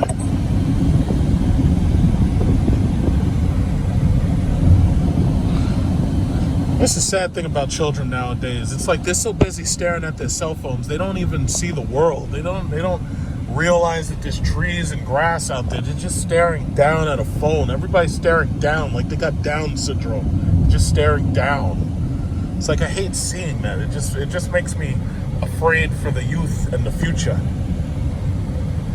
It's terrifying. Anyway, oh, they have a funeral. Another funeral right there. Another funeral. 176,000 Americans dead. Thanks, President Trump, for your leadership.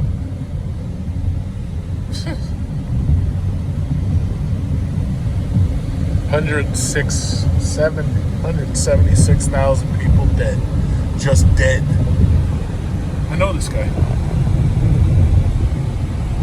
I know that guy. I'm not even going to try to stop him. I'll talk to him later. It's funny how you can see a car and you know the person in it based on the car itself. And there's lots and lots of black Jeeps, but usually what I do is I memorize the first 3 letters of your license plate. So this way, if I see you on the road, like one of my girlfriends, her first 3 letters are HSB, and this guy was CCY. It's like the first 3 letters. It allows you to recognize people like right away. Okay, watch this. Watch this.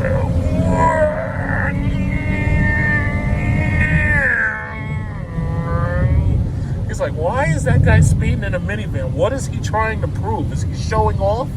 What does that guy do? Dude, I'm just going around you, nothing special. Oh, God. Got a BMW sneaking up on my side. That must be the X7. How gaudy the front of that thing looks. Yep, X7.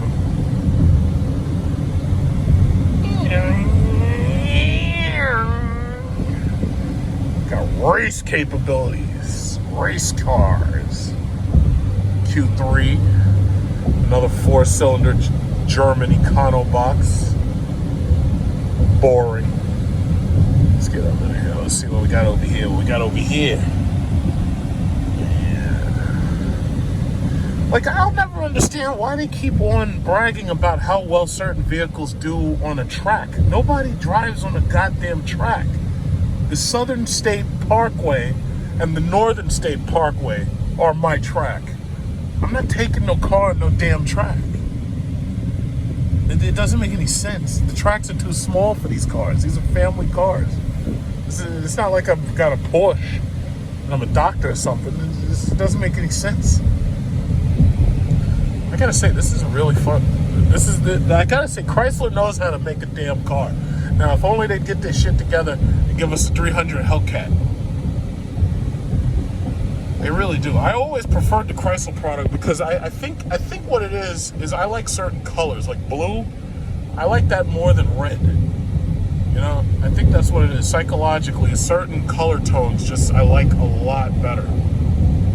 Okay, let's get around this guy. Let's go around them. Let's go around them. We got sports, this bitch. Woo. It would be really embarrassing to get pulled over by the police in a minivan, so I'm gonna cool it. I'm gonna cool it a little. I'm gonna cool it. It would be really embarrassing to get pulled over in a minivan. I have to say, this is a really good car. This is a really good car. Now, if I was old, or if I had a lot of kids, oh yeah, I could buy one of these. In fact, I could get this thing for like $15,000. You know, because with these cars get used, man. I was looking online, Cadillac XTS, CT6, like you can get those cars like damn near half their original price, basically now. It's like the used car market's on fire. It's just like I was just showing you. It's like you can get track hogs knocked down $30,000, $40,000. Hellcats. Please take this Hellcat. It's gotta go. It's like the used car market, thanks to coronavirus, is on fire. You know? So it's like there's all types of stuff you can get now. Depreciated like you wouldn't believe.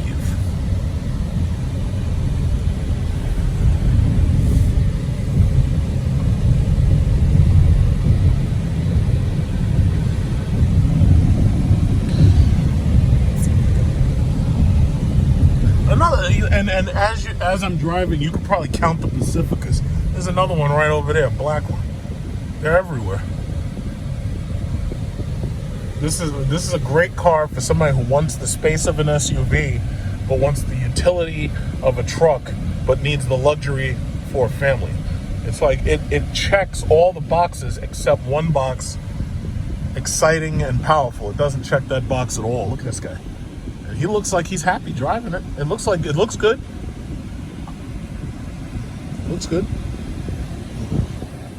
And it's got a great air conditioner. I'm loving this air conditioner. It's so cold I almost want to turn the damn thing down. I am a little disappointed that I don't get heated and cooled seats in here. But, you know, can't have it all, right? Or can you? Well, Buick Regal, you don't see those anymore. Buick and they had to stop selling those cars. Everybody's buying these damn SUVs. When it rains out here, when it snows out here, there's another one, silver. It's like when it rains and snows out here, the last thing you want to be in is like a rear-wheel drive performance car or a small car. Nobody wants to be in these little small cars. It's like you have to have all-wheel drive up here in northeastern states. You just have to have it. Now, I know some people don't want it if they live down south. I understand that because they consider it a waste of money, you know, because all-wheel drive adds so much drag and it also adds so much weight. I totally understand that. But you definitely want to have at least one all-wheel drive truck or Jeep, you know, because you never know when the weather's going to turn bad. Oh man, this is new. How many miles on? Oh shit, there's 811 miles on this. This is a cream puff. Brand new.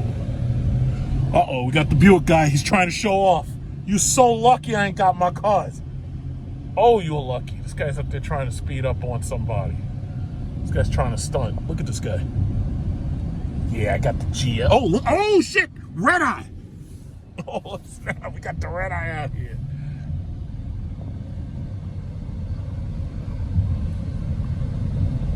Yeah, see, it's very exciting seeing a Hellcat red eye. It's not exciting seeing a Regal GS Turbo. That's not exciting at all. Here you got Paul Conti. For all of your Cadillac needs in the New York area, come to Paul Conti. Tell him I sent you, and you get a discount. Got the Escalades. Come to Paul Conti. Okay. Yeah. Oh, everybody's passing me by. I got Prius C's stunting on me. Look at that. Just stunting.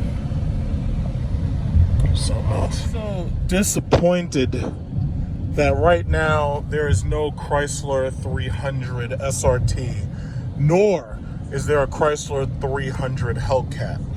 I think by now FCA has proven that Dodge, and I shouldn't say FCA, I should say Dodge Chrysler has proven that they make cars that people want.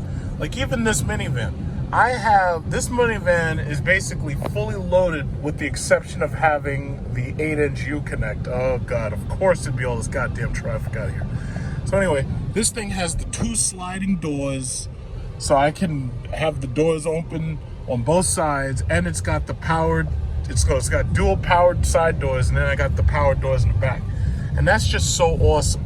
One of my friends, they have, Chrysler Pacifica, and they love it for their family. And then my ex-girlfriend, they have one, and, they love it. And my thing is, it's like, they've kept that thing well into like maybe 70, 80,000 miles, and they're very, very, very happy with it. And Chrysler makes good vehicles. See, the problem is, it's just like when and this is why I don't argue with people. When I talk about the Dodge Magnum never got any of this shit. So, first of all, the only difference between the Magnum of then and a car of now is that you have all of this new technology. You got the U-Connect, you got the new gauges. The Dodge Magnum could have had every single damn thing in this car, in the Dodge Magnum, but they never had the chance. They didn't get the Pentastar V6.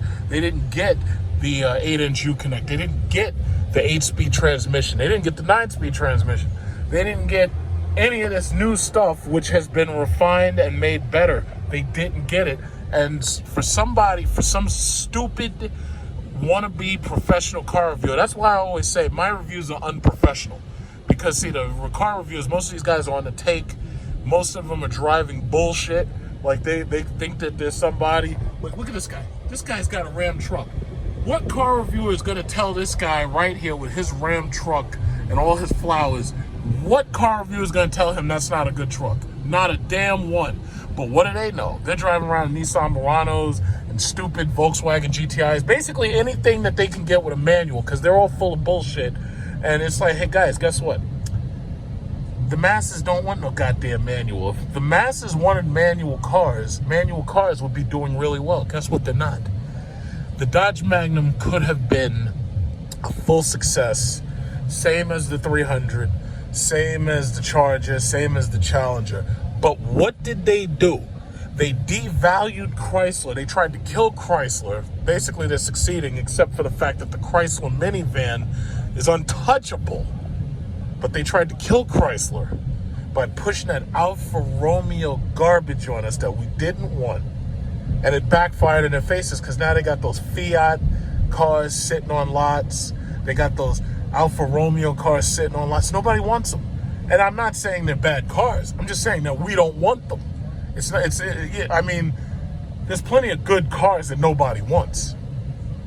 There's plenty of cars that, they are the amalgamation of parts, and they are good cars, but people just don't want them.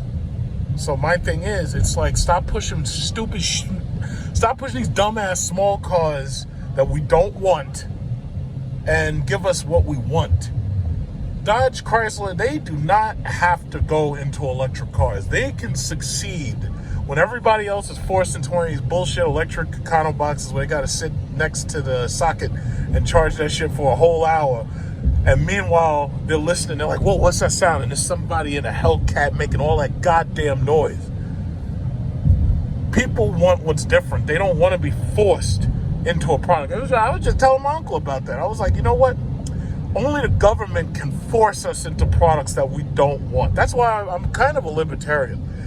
If you have free market, very little government control, we get to decide what we want. And it just so happens that what people want is they want big V8 engines that make a lot of goddamn noise. So what? That's just what they want. And they want, that's what they want. It's the free market. But the government continues to interrupt and disrupt the free market. If it wasn't for the government passing out these Trump welfare checks, it's like, Shit, who knows, man? The free market, they won't set the free market free because the government never gives up power. Look at these people in this cheating girlfriend car. That's the cheating girlfriend ultimate car right there. That's the Maxima. See, the Ultima is the cheating girlfriend car. The Maxima is the cheating girlfriend luxury sedan of cars, basically. And I don't know where they are on their way to, but they're probably on their way to cheat. I shouldn't say that. But anyway, yeah, just give the free market what they want. If they want a Maxima, let them buy a Maxima. If somebody wants a Ford, what is this, a Fusion? Let them buy a Fusion. But I don't want one. I don't want that either. You know? This is an old Durango. You don't see those much. Old Durango right here. It's got paint bubbling. Now, he could get it repainted. Because they repaint. You can paint my ride. They can repaint that. Yeah. That thing looks like a pig. It really does. It has a face like a hog. But people, they bought it because it was a big car that they could afford. And they just bought it. That's the free market, man. Let the free market ring, man. Stop messing with TikTok, Trump. I don't use TikTok, but I know there's a lot of dumbass kids that do. So my thing is, leave them alone. Let them do what they want to do. Don't try to pull national security because that's bullshit. It's like, that's what the presidency, the reason why Trump's not in jail right now is because the presidency can always call, what is it called? Plausible deniability. It's like everybody under me can be corrupt. But unless you can absolutely pin it on me, I can always pretend that I don't know anybody. Just like Steve Bannon got arrested for tricking these stupid racist idiots into thinking that he was going to build a wall. So he starts the Build a Wall Fund, Build Me a Wall, and he tricked them out of $25 million. That's 25 million toothless idiots down south who really thought that Trump was building a wall with that 20. Now, first of all, $25 million ain't building shit. You see this section of fence and gate? 1 mile of this probably cost more than $25 million on both sides. But these people are stupid enough to think that Trump was building a wall. He ain't building a goddamn wall. He's stupid. He's like, yeah, I'm going to build a wall. It's like 3,000 miles long. And yeah, come on, man. Come on. It's like, but the sad thing is people are dumb. People are really stupid. That's the shame of it. People are really, really stupid. But that's what happens when you allow the government to interfere with the free market. Free market doesn't want a wall. If the free market was allowed to exist and the welfare state was eliminated, we wouldn't need a wall because nobody would sneak in here knowing that there's no work for them. But the problem is when you're trying to pass out Trump welfare checks and you're giving out welfare left and right, well, that means that now people can come. Look at this dog. That looks like a Bichon Frise. I used to have one of those. Yeah, let the free market work, man. See, this car right here is a perfect example of what happens with the free market. The free market dictated that minivans had a place in society, and transit vans had a place in society. Society has a place for these types of vehicles. It's not your first choice, but it's a choice.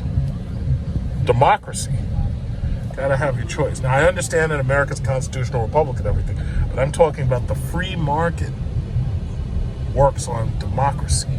Now, I'll tell you right now, the one thing I really miss right now, the auto stop and start adaptive cruise control. If this car had that, all of these cars should have that as standard, but if this car had that, I wouldn't have to keep tapping this gas pedal, and I'd be able to just let it coast through the stupid traffic. Yeah, not fun. And it's sad because that's the thing with that Jeep Grand Cherokee SRT. Even the Hellcats don't have that feature. So that has the Jeep Grand Cherokee SRT is my favorite driver, specifically because when I don't feel like having to keep using my feet, all I gotta do is hit that button, boom, boom, set, and it's ready to go. This, I can't do that because it does not have the radar guided adaptive cruise control. And that makes me upset. I think all of the Chrysler cars need it. especially a minivan, because you really think about it, who's buying one of these? People going on road trips? Imagine just being able to get right in the middle lane, hit that adaptive cruise control, set that bad boy for 80, and just coast all the way down to Florida. That's what it's all about, man. But man, I tell you, I just did a poll. I asked them, I said, hey, who would you trust to be the CEO of FCA? And they said me, overwhelmingly me. And I think it was like 79 to like 20 something. 21. It's because they know it's like I'm giving the people what they want. You know? That's how you stay in business. That's how you don't have to cancel your car models because they're not selling.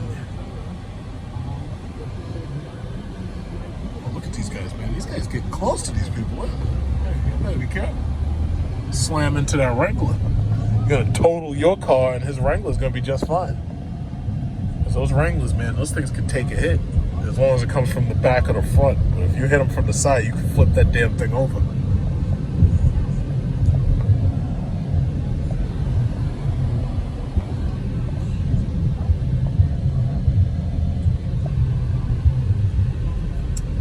Yeah, these right-wingers, they still complain about the Obama presidency. That's how you know how shitty a job Trump is doing. If somebody's doing a really good job, no one has to argue about it. You know? It's like saying water is wet. It's like there's no argument. Water is wet. It's like if somebody's doing a really, really, really great, good job, there's no argument. But we already know that shit ain't fucking true. And I know there's some people who use cognitive dissonance and they want to make it true, but shit ain't true. And nobody's stupid but you if you're trying to convince somebody that shit is true that's not. We know it ain't true. Now, I'm not saying the Obama administration was perfect, because, I mean, coming out of the Bush disaster, I'm just glad, you know, he didn't make it worse. But most people with conscience couldn't have made it any worse, except Trump. This guy's chilling in his Durango. He's chilling. Look at that. He's chilling. He's a bad boy yardie. Chilling. He's probably laughing at me. He's like, yeah, look at this fool in this Pacifica. He ain't got no good car. He's got this slow minivan. I got a big old Durango with a V6 in it. Yeah. Little do you know what I got at home, buddy. Or, you know, get tire change and rotation and oil change and all that. Little do you know.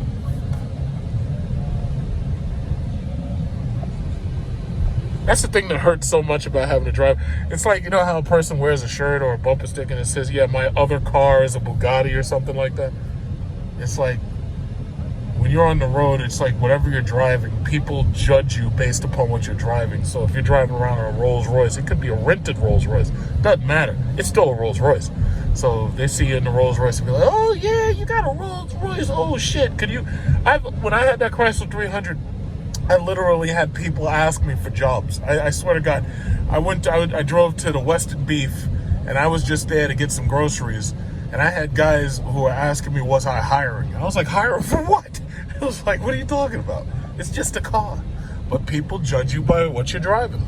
And that's the reason why somebody who buys a Tesla like this, yeah, everybody's like, yeah, that's really nice. It's a Tesla. The problem is, once we see too many Teslas, then all of a sudden that's not enough. Then all of a sudden that Tesla becomes as boring as a Honda Accord or a Nissan Maxima right here. So the issue is, you gotta have something exciting so you can drive your wealth. And right now I'm in a minivan, so I don't really feel like I'm driving my wealth. But the thing about it, that doesn't tell everybody who you really are. The sad thing is, people judge you based on skin color, and they judge you on the kind of car you have, and they judge you on your clothes. You know, and that's the sad thing about it. A lot of rich people, they dress like shit. Have you seen Zuckerberg and Warren Buffett? And have you seen Bill Gates? Those guys dress like shit. Like, they look like nerds, all of them. But they've got more money than God. Rich people spend less money all the time. They don't consume as much as poor people do. It's actually very strange. Poor people spend more money trying to appear to be rich than rich people spend trying to be poor. Like this Escalade. For all I know, that's a used Escalade. I know it's not the 2021. that guy might be rich. He probably isn't. He might have gotten that from Cadillac, severely discounted. The thing about it is it's an Escalade. You can't argue with it. Anybody who looks at an Escalade, the first thing they're going to do is they're going to jump on Google. They're going to say, excuse me, how much is an Escalade Siri? And Siri's going to be like, Escalade is $90,000.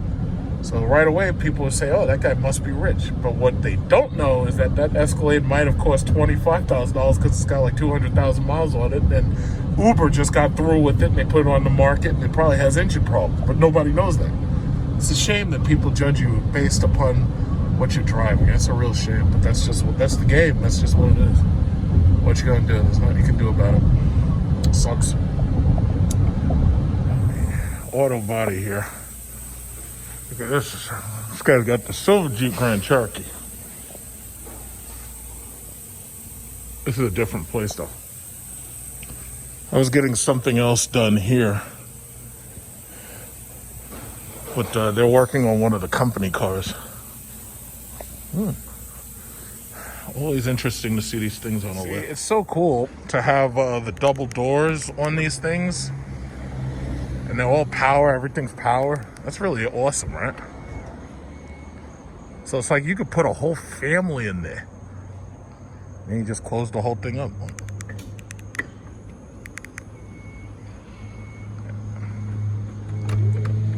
See, Chrysler could make a good car. I just wish FCA would stop screwing up.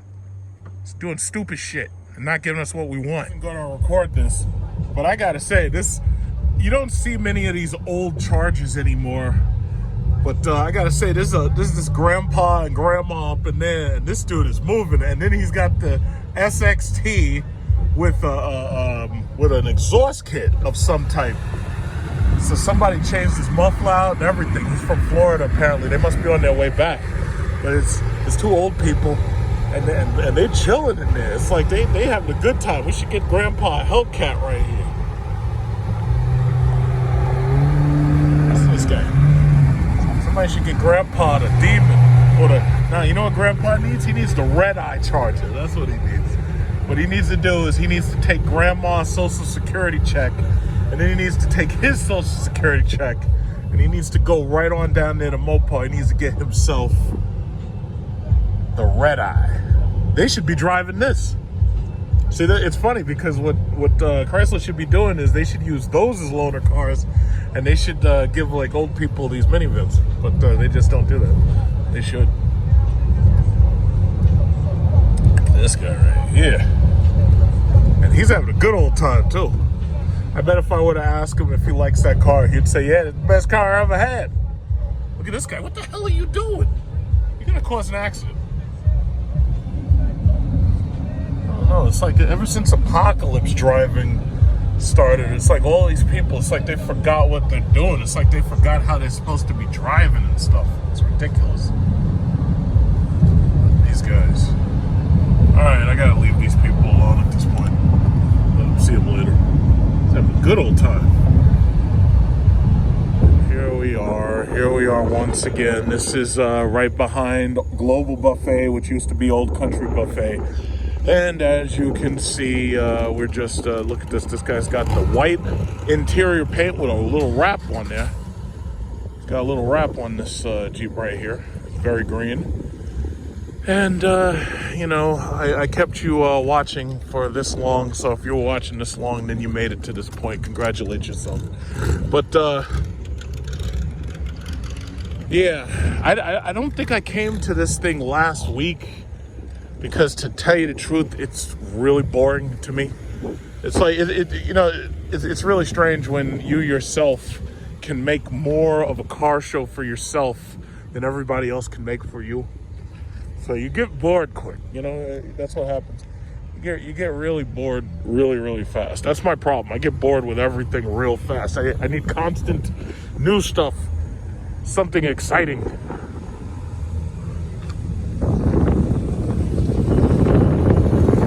Yeah, so what we basically have out here, a couple of Mopar products, but mostly it's all this GM bullshit, like these slow Maros. Class. And man, I tell you, I feel so bad that we got thrown out of Bellmore, because We got thrown out of Bellmore. It's like now it's like I feel abandoned. You know, I miss Bellmore was awesome. When we were at Bellmore, we had everybody coming out. But now we're stuck with just the classics.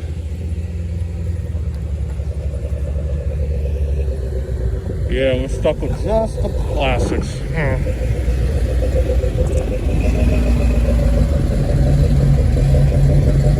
And I know some people actually enjoy seeing the classics. But me personally, I'm always looking for cutting edge technology. The hell?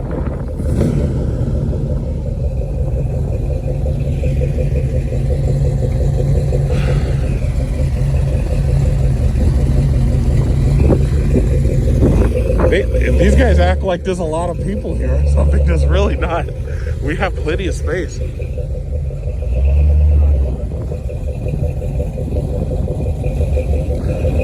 I haven't seen a cigar in a while. I thought people stopped smoking. I thought like the health insurance companies pretty much delisted you.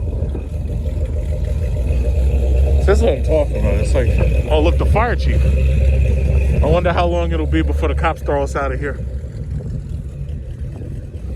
Yeah, I gotta say, the police have our number over here, man. It's like they don't let us, we can't have anything nice. Can't have anything nice.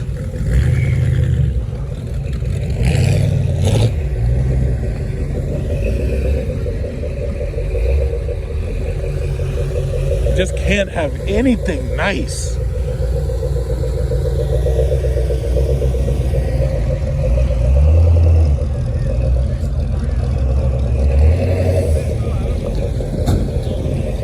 It's like going back in time, honestly. I swear to God.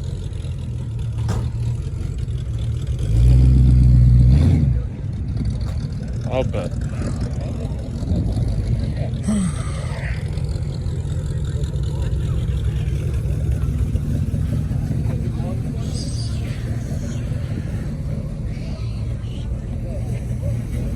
Why not?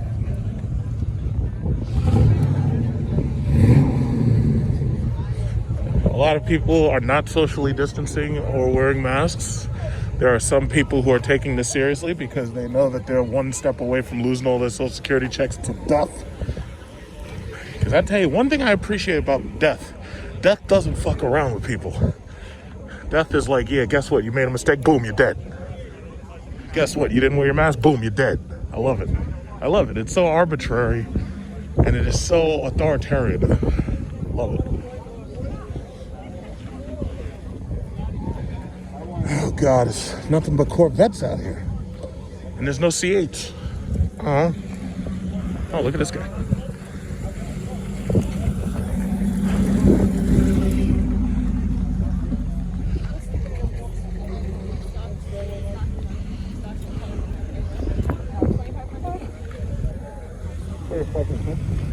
Uh-oh. He's setting up, huh?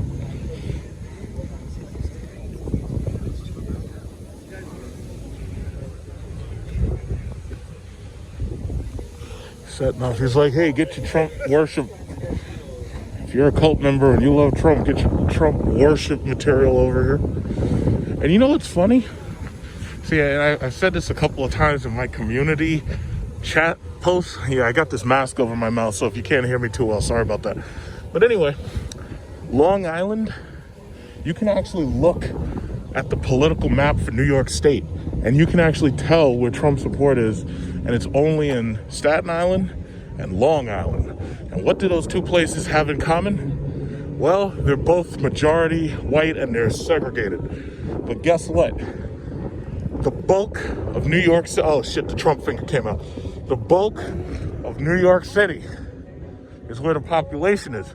So New York City controls New York State. So it doesn't matter who you support, because if it's not supported New York City, we decide, New York City decides who's gonna get the electoral votes for the entire New York State. How about that? So you have two options. Considering you're basically outnumbered 8-1, you have two options. You can either pack all your shit up and move to fucking Ohio or someplace nobody gives a fuck about. It's a Ranger right there. Or you could just, you know, wear your Trump worship hat, and you can wear it quietly and in silence. And that's about it. Those are your two choices. Those are really your two choices. And the funny thing is that the same thing actually happens in California, where California, the cities control the elections. And there's just a handful of rich people. I think it's like 19 million of them. And it's just a handful of rich people. And they were talking all this smack about, oh yeah, we want to split up California because we think we are worth electoral votes. Well, then what you'll end up with is another situation like North and South Dakota, where there's a whole goddamn state and there's nobody there, and you're getting electoral votes, but there's damn near nobody there. It's like Alaska. Like, Alaska has 700,000 people or less, and yet they you know, they're a gigantic fucking place as far as land goes, but they control so many electoral votes despite the fact there ain't nobody there. I mean, there's more people right here in Levittown than there are in all of Alaska. So you see some people with their masks on, you see some people without their masks. Now, I guarantee they get that coronavirus and they go in there and they say, excuse me, do this checklist. Have you been wearing a mask? The motherfucker's gonna lie. Because they ain't got no choice, because the SRT6. See, this is what pisses me off about Chrysler. Chrysler had it all. I mean, they had it all. They were ahead of their time. And now they've got nothing but 2 minivans. That thing makes a whole lot of noise. And it's not even a good kind of noise. Oh, look at this.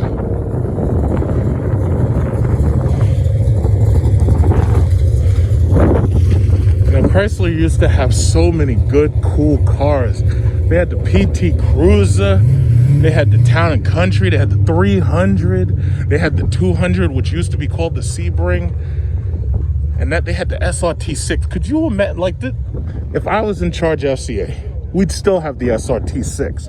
Any car that was way too small to put a V8 in, we'd have the SRT6. And they messed it all up.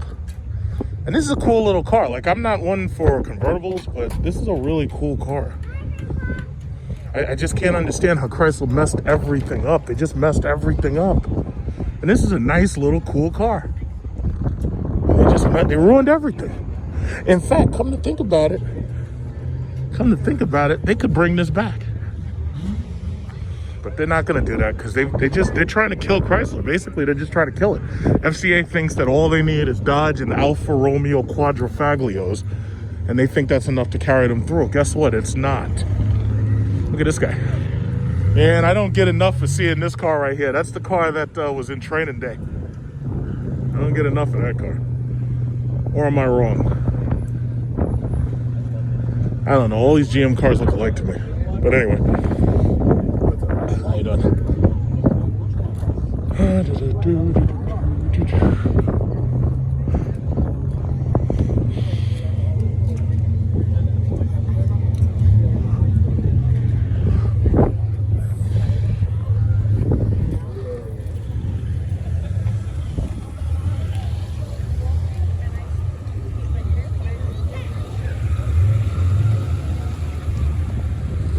Brahms. I don't get tired of seeing Brahms. Pontiac Sky. I swear to God, the further out into Long Island you get, the more it starts to look like Ohio.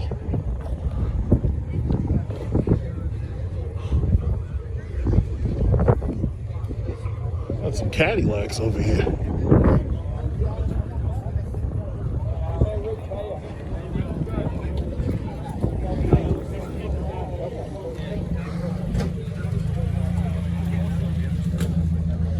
Yeah, somebody contact the Social Security Administration.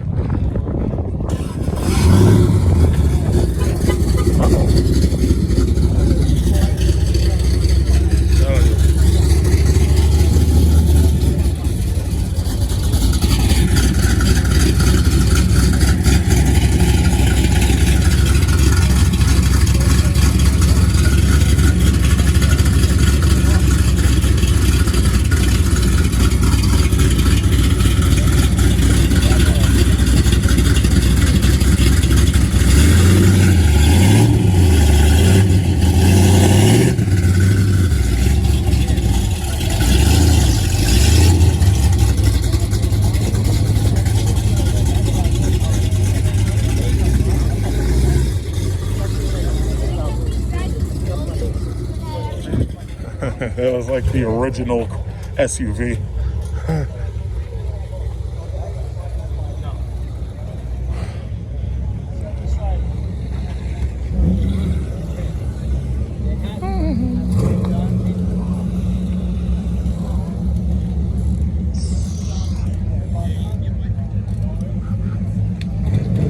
And the only Dodge Challengers are Shakers. There's like two of them. No Hellcats.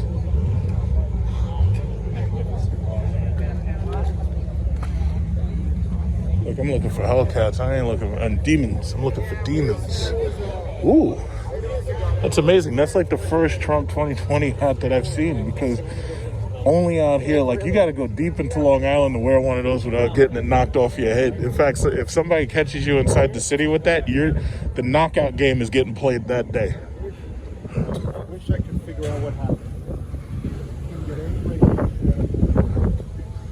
So it's like you know damn well not to wear those damn things, because wearing those inside New York City is like a death sentence, and that ain't no joke. And some people are like, yeah, I'll wear it and I'll just bring my gun with me, and if anybody messes with me, I'll shoot him. It's like, it don't work out that way, because somebody will walk right up to the back of your head and knock you out, and you just get knocked out. And by the time you're waking up, it'll be like December 1st, and then you'll find out President Kamala Harris won. Ain't that something? Okay, well, I guess I'm tired of walking around here. This is really boring. This is so boring. The lack of diversity. It's like, I'll tell you right now, I'm so bored. I wouldn't mind seeing some Nissan GTRs. I'm so bored. Jesus Christ. Somebody call the Social Security Administration and tell them to do an audit.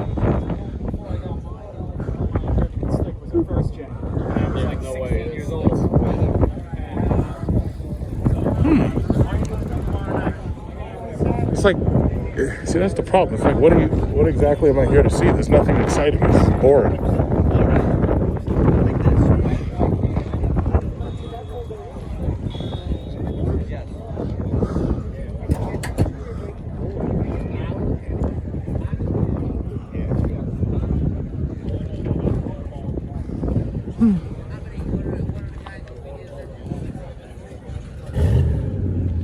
Well, at least I have my Cadillac mask on.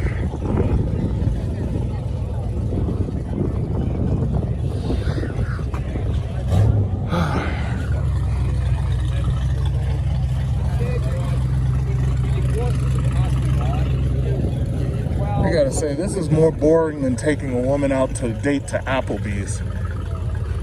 That's how boring. This is boring. God damn.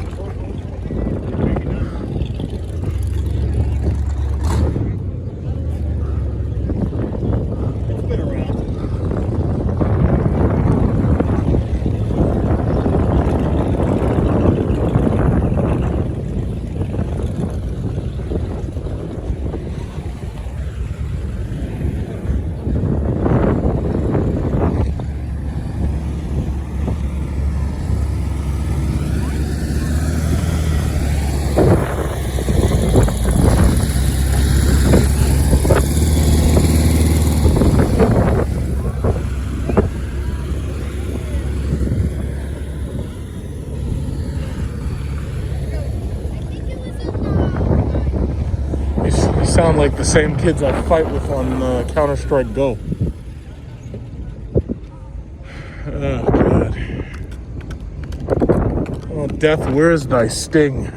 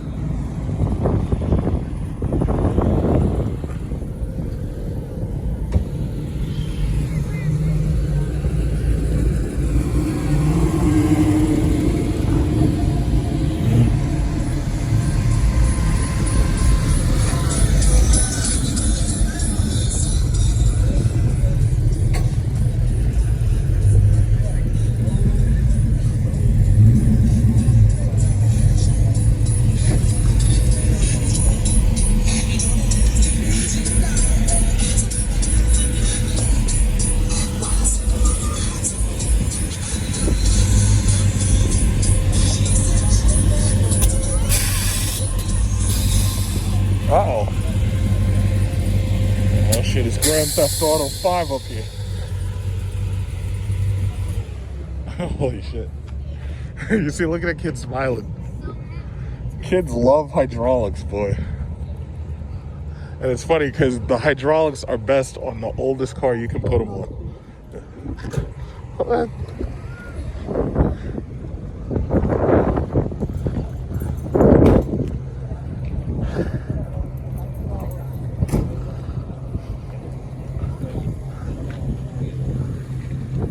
Wow.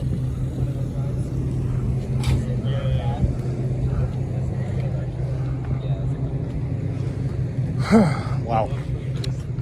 That's cool.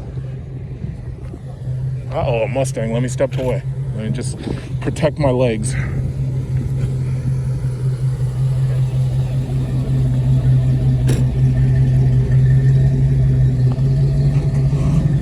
Oh, another one.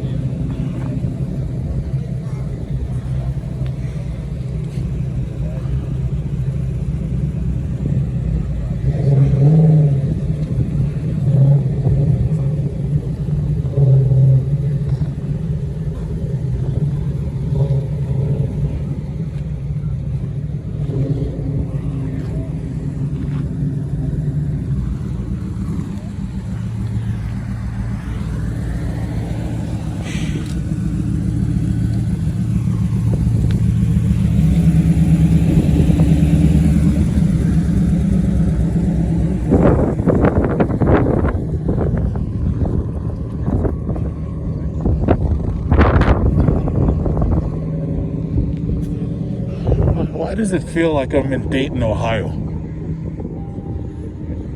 Anyway.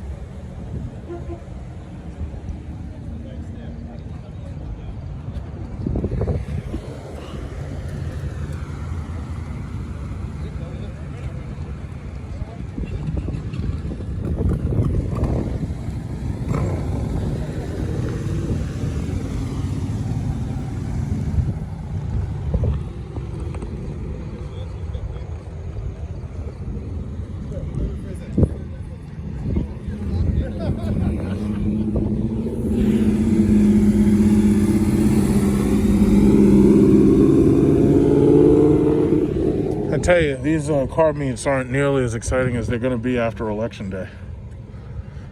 And President Kamala Harris is on this seat. I'm going to love that.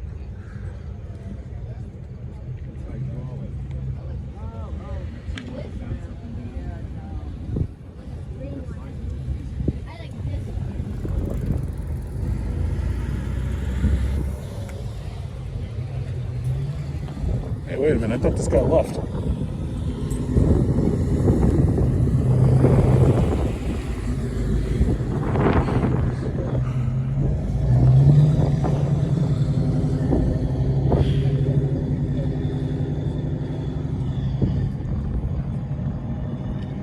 I tell you, even the bikers over here aren't as exciting as they were in Bellmore. Bellmore was awesome. I miss Bellmore. I'm really, really upset that I'm not in Bellmore right now. Really, really upset. The police threw us out and they ruined everything. This is depressing.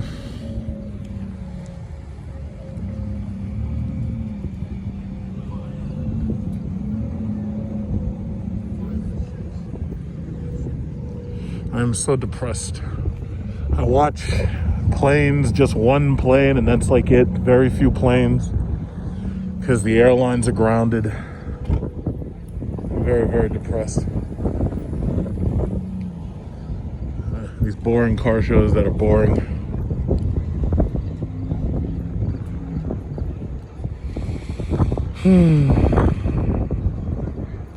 feel like Charlie Brown.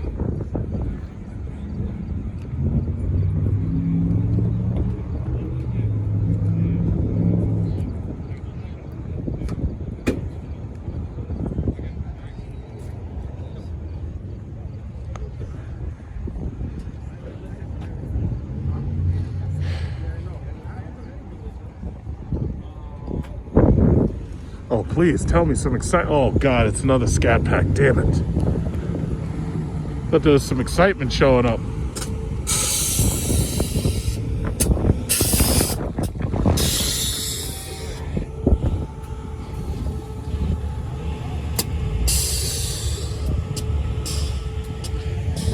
Maybe somebody could answer this question for me. Is there an app for pneumatics where, like, from your phone you can make your car dance and stuff on pneumatics? Like, that would be cool.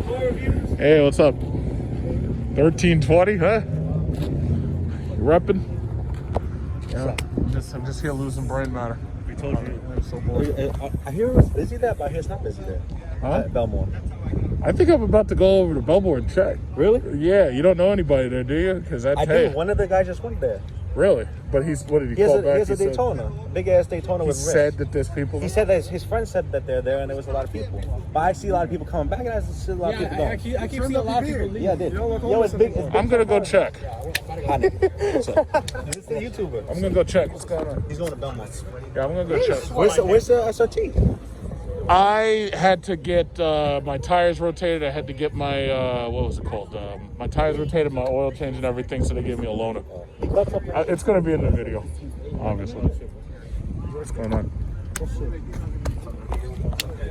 Yeah, if there are people at Bellmore, I think I'll rush over there before it starts getting dark. I have to go get fixed, so you just want me at Bellmore? All right, fuck it. All right, I'll see you guys there. Bro, Shaq shit like this. Because it's supposed to be like that. Because he wants everybody to go down like this.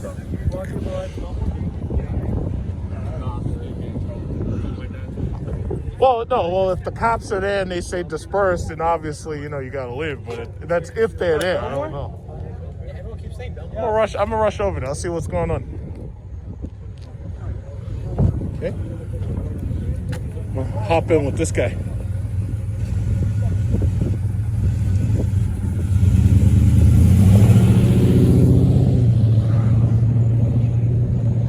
Well, looks like we're on our way to Bellmore. Oh man, this is what happens when you get loaned a car. I got a Destroyer Gray Pacifica. Wow, I'm so freaking excited. Oh wow. Whoa, I've got a Destroyer Gray Pacifica. Come on. I parked this thing way over here because, to tell you the God's honest truth, I wasn't going to put this in a car show with a bunch of old cars. And second of all, having to drive a minivan is so beneath me until it's just embarrassing. But we're going to make it work. All right, let's get over there. Let's get right over. I got a Destroyer Gray Pacifica. Oh shit! All of a sudden I'm getting ready to leave and now the red eyes want to show up? Oh my God, you gotta be kidding me. So it's the moment I want to leave, then all of a sudden it starts getting exciting. Oh, damn Acura TL. Oh, don't worry, you got it, you good. Planet Fit. I heard the gyms are gonna open back up on Wednesday. Well, I gotta get back in the gym because I've been at home doing nothing but gaining coronavirus weight. So I gotta get back in the gym. Let's get over there. Come on, get up there, Pacifica. We're going to Bellmore. We are going to Bellmore. Man, this is so depressing. I'm just so depressed. Wait, can I fit through there? Excuse me? Oh, good. Perfect. I made it. All right. Okay. We're going to Bellmore. Yay. We're going to Bellmore. There better be people there, because I tell you, if I have to drive all the way over there, there's nobody there. I'm just going home and discuss. Look at this. Is that guy a cop? That guy's a cop. I just put my hand in. That guy's a cop. Unmarked Ford Tauruses. Be very careful of the unmarked Ford Tauruses. It's amazing how badly Ford ruined that car. That car could have been great, and they ruined it. They bunkerized the interior. Ford, for some reason, thinks that they can make a twin-turbo V6 and somehow make it exciting. Look, another one. Public safety, yeah, if you say so. But anyway, yeah, Ford just ruined everything they do. They just ruined. They're like, Ford thinks that they're like Chrysler, and they think that all they got to do is have a twin-turbo V6, and that they can just put it in everything, and that makes the car cool. They, like, Hellcat, everything. Ford thinks that, yeah, we'll just EcoBoost everything. It's like, guys, it doesn't work that way. It doesn't work that way. It just doesn't work that way. Because I tell you, man, if I was the CEO of FCA, Trackhawk and the Durango, those things would have 797 horsepower right now. Like, you'd have a Trackhawk, you'd just be laughing at Urus drivers, just laughing at them. Be like, hey, rich dummy, you paid all that money. You paid $300,000, and your car is slow. In fact, I would make a car, just call it the Urus Killer. Yay, we're on our way to Bellmore. Yay. All right. I might as well show you what it looks like to actually drive to Bellmore, because I doubt I'm ever doing this shit again. Because I swear to God, if they bring back Bellmore, it's like I'm never coming over here again, because I swear to God, just driving over here feels like Dayton, Ohio. You know what I'm talking about. Look at this guy. What are you doing? It's like normally I'd be dominating the left lane right now. Normally I'd probably be way up there, but it's like I'm driving an EcoBox. I'm driving an EconoBox. And I can't knock on it. I mean, the thing about it is, you know, you can put a lot of miles on these things. You don't have to use a lot of gas. And if you have a job like where you need tools and stuff, it's like this thing has a lot of space in it. I'll give it that. And if you have a family, like if you got a lot of kids, see, if I had like children, I would love to have one of these. I'd buy one of these things used for about $15,000, and all I would do is keep it up. And this way, when my kid like throws up or pisses in it or takes a shit, it's like I wouldn't even be upset, because I'd be like, yeah, whatever, it's just a minivan, whatever. But I tell you, if that kid did the same thing in an SRT product of mine, it's like I'd be ready to choke him. I'd be very, very upset for no good reason. Like, what did you do? What did you do? Shout at him. And then he'll grow up to hate SRT products.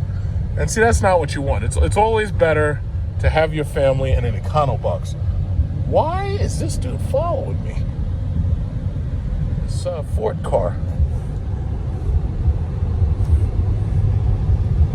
Yeah, I'm trying to figure out, why is this dude following me? I've been watching this guy way back there. Maybe he's going to Bellmore too. I don't know. Yeah, I turned it off for a second because I thought that maybe he was trying to sneak up on me. But I don't know. I guess maybe he's going the same place I'm going. Yeah, see, that's the problem. That's the problem. It's like George Floyd murders. That really makes people paranoid. It's like whenever you see cops now, everybody's just paranoid for no good reason. It's like nobody trusts them now. I'm sorry. And you know, whether you're a cop or whether you're a good cop or a bad one, I just gotta say, nobody trusts you anymore. Because it's like after the public watches enough people get murdered by the police, it's like now we're paranoid. We just don't trust. Look, what is this guy doing? Dude, look at this guy. You just cut off that silver Jeep. You cut off that silver Jeep right there. You didn't have to do all that. Jesus Christ. It's like you're supposed to drive normally at like 60 miles an hour. You're supposed to obey the speed limit. What are you doing? Got the Ram truck. Look at this guy with the silver Jeep. That's a good looking Jeep. Ain't no SRT, but it's a good looking Jeep. Look at this. It's like, honey, he's recording us. Jeep Limited. Anyway. Okay, let's get over here to Bellmore.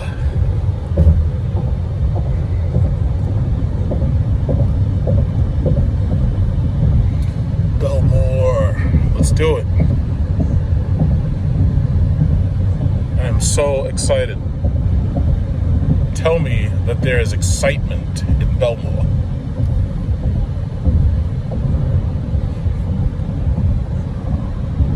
So everybody got the Jeep Cherokee. Yo, so man, I tell you, man, if you could buy stock in Jeep, just Jeep, man, that stock would appreciate faster than Tesla because these people love these damn Jeeps. It's like even when I had you buy stock in FCA. FCA went from like, what was it, like 6 something to 11. I think they have room to grow. Look at this guy with this Taurus. He must be going to the same place. He has to be. Either that or he's following me, but he's in front of me, which doesn't make sense. He must be coming to Bellmore. All right, let me get around these people with these little Econo boxes. See, I got a V6. You got a 4-cylinder. Oh shit, yeah, that's right. You know what? I think that guy's got it. Let me slow down just a little. Okay, let me get in here. Are there people here? Well, it looks like there are. Okay, yay, Bellmore. Woo, Bellmore. What is that guy's problem? You know, he must be a car guy, because either that or, like, I don't know, he must be like an off-duty car guy or something. I don't even know. But anyway, let me park my Chrysler minivan far away from the party in shame, so this way nobody sees that I'm driving around in an Econo box. Because God forbid somebody sees it, be like, hey, is that big truck? Yo, why is he driving around in an Econo box? Why is he doing that? Oh, snap, Lamborghini. Oh shit, SV. Oh, holy shit, cool. Yeah, I don't want anybody to see me driving around in the Econo box. Because, you know, that would just be embarrassing. I just stolen my mask. Got the Cadillac mask. Okay, let's get out of here.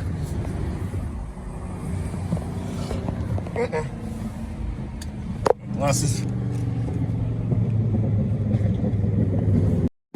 Okay, Bellmore.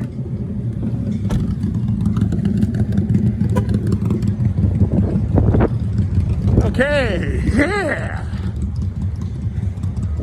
This guy left his. Oh, hi. I thought you left your lights on.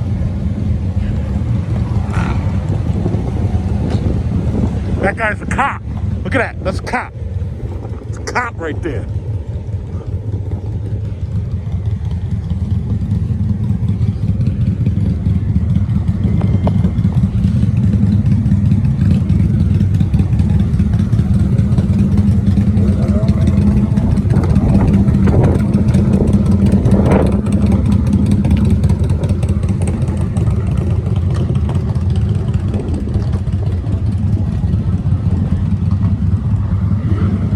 We're back! So I guess the video's title is going to be Return to Bellmore Nights. The Return of Bellmore Nights.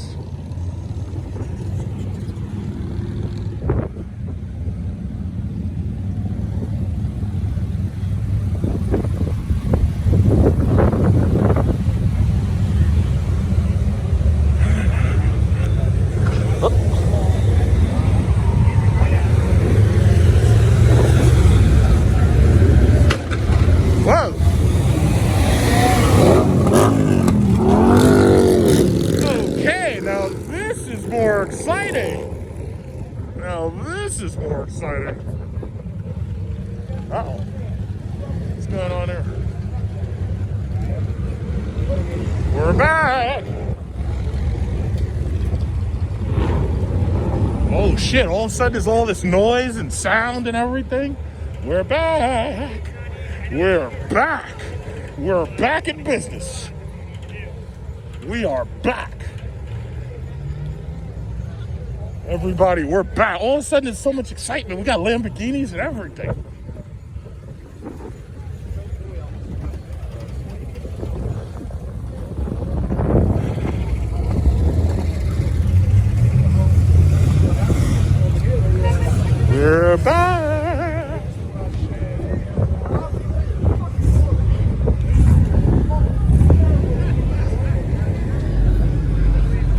Oh, here, look, guess who?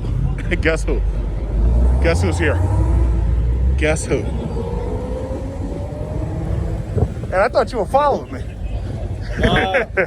Coming to the car show, you know what I'm saying? Yeah. Police interceptor. Shit. Oh, guess who's, oh, we're back. We're back.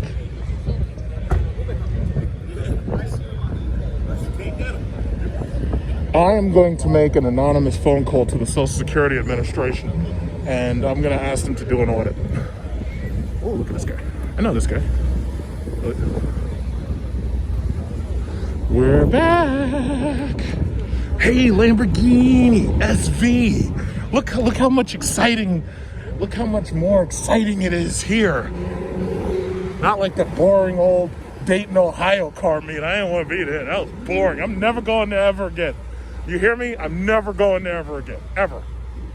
How boring.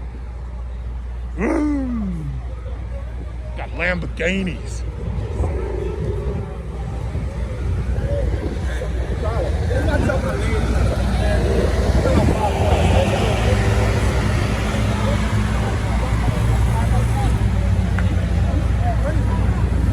All of a sudden, it's so exciting. It ain't junk. You know, almost a wedding picture. Hey, YouTuber man. What's up, man? How you doing? So exciting.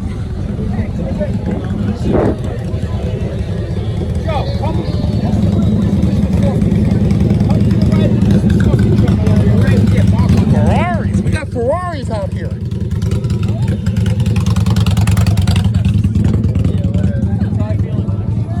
We got Ferraris out here. Now this is what I'm talking about. The ratio of old Trump supporters to young, hip, and trendy is like 20-1.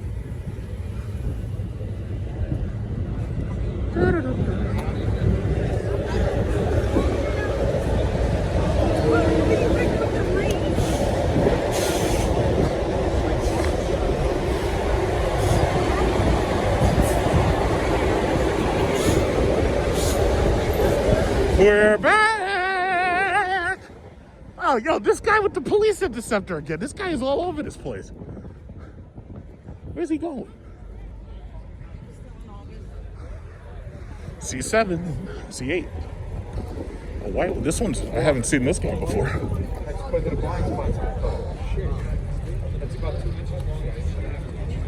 Yay. There's a lot of...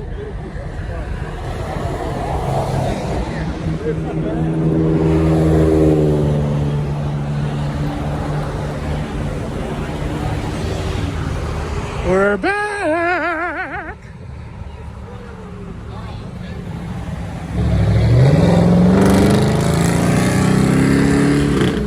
That guy doesn't even have a Hellcat and he's loud. We're back.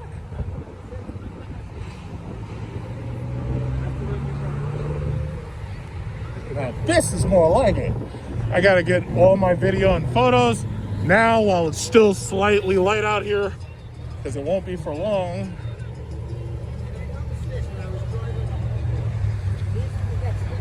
Uh-oh, look who's this. Look who's this. Got the wide body.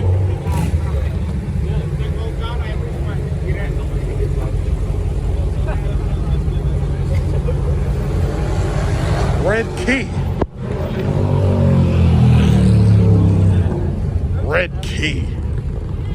Oh, cat talk. Now you see, this is what I'm talking about. All of a sudden, it's like going from Dayton, Ohio, back to New York City.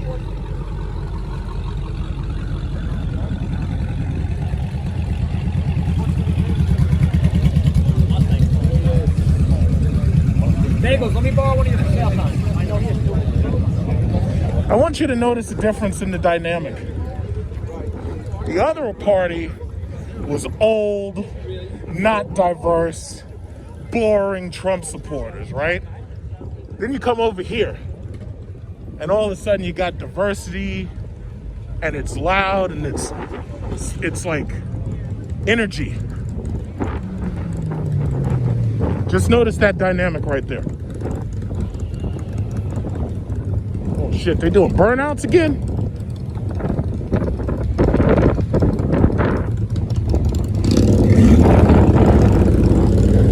And let me tell you something.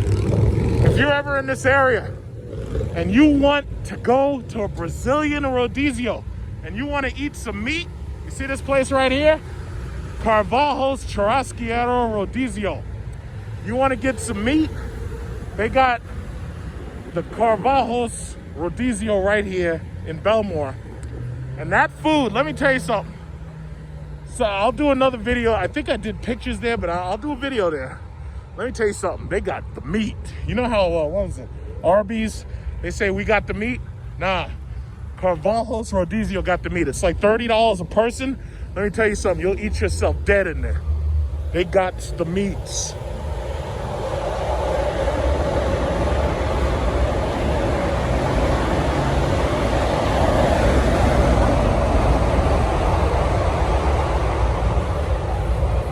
Uh-oh, Mustang. Let me step aside.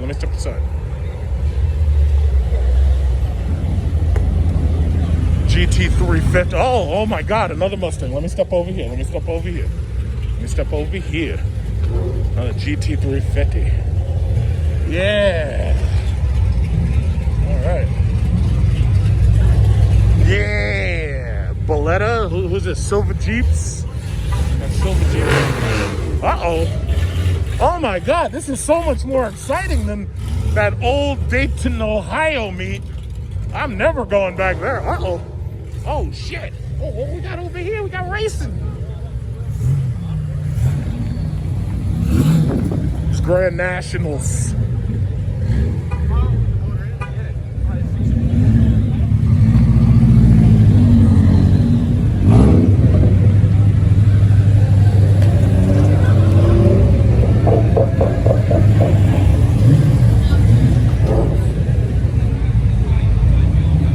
You made it. Definitely a lot of people here.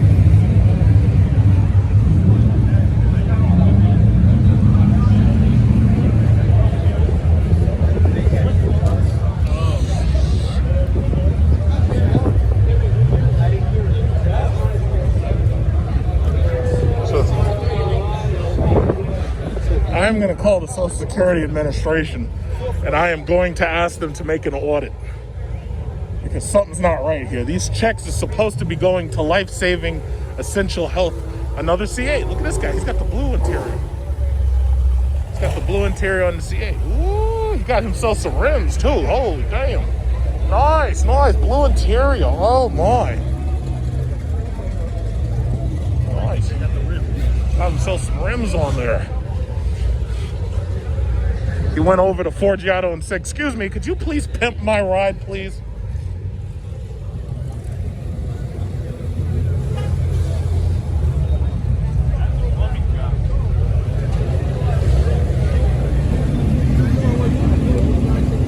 Man, this is so much better than Dayton, Ohio.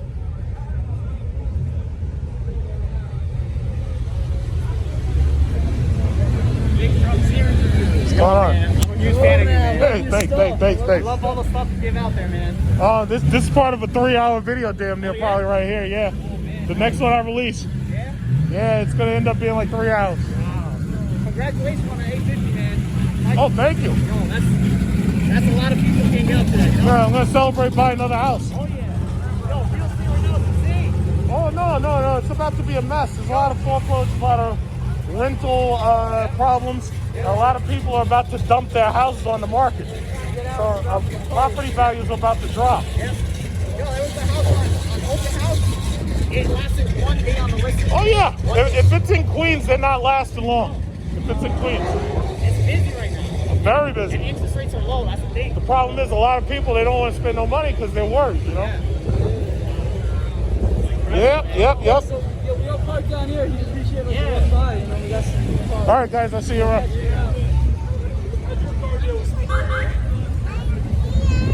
Man, so much more energy here. Wow, this is so much better than Dayton, Ohio.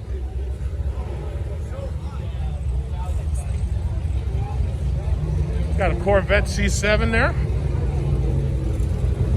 Got somebody's got the Hellcat over here with his hood open. Oh, I'm sorry. That's not a Hellcat. That's a Daytona. My fault. I figured if you had the hood open, it must have been a Hellcat. I'm sorry. No reason why you can't show off the, you know, the 5.7, I guess, right?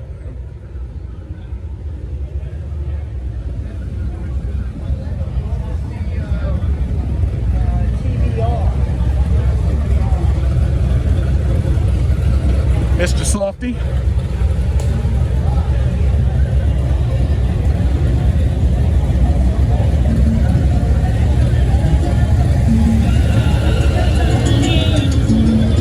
It's like all you hear is burning out and screeching and everything.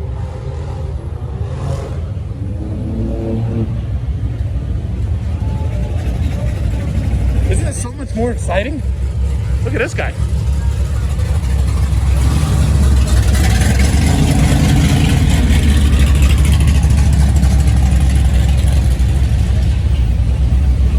CTSV wagon.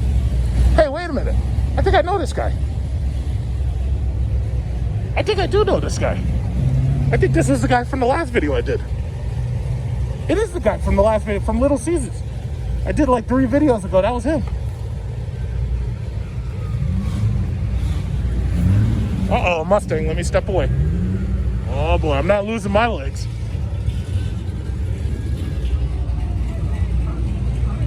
Oh, okay. So he parked the Lambo.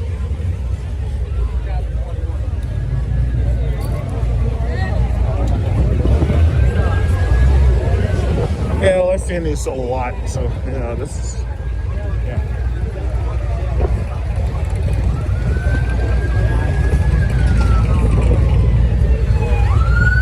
Uh-oh, here it goes. Here we go. That's the beginning. Usually it's an ambulance. Next thing you know, it's cops.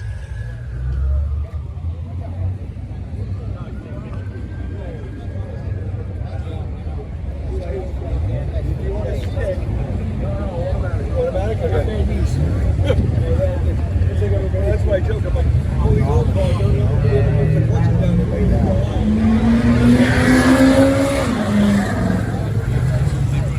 And on top of it, the inside, take it out and put it back in the road. Take it out and put it back in the road. Come with it. I got the weather strip.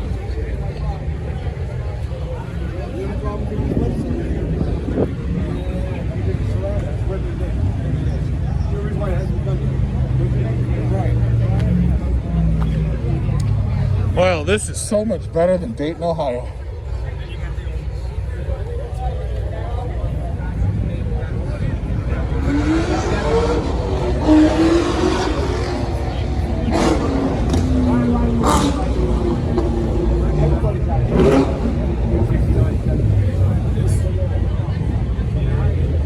It's making all that damn noise.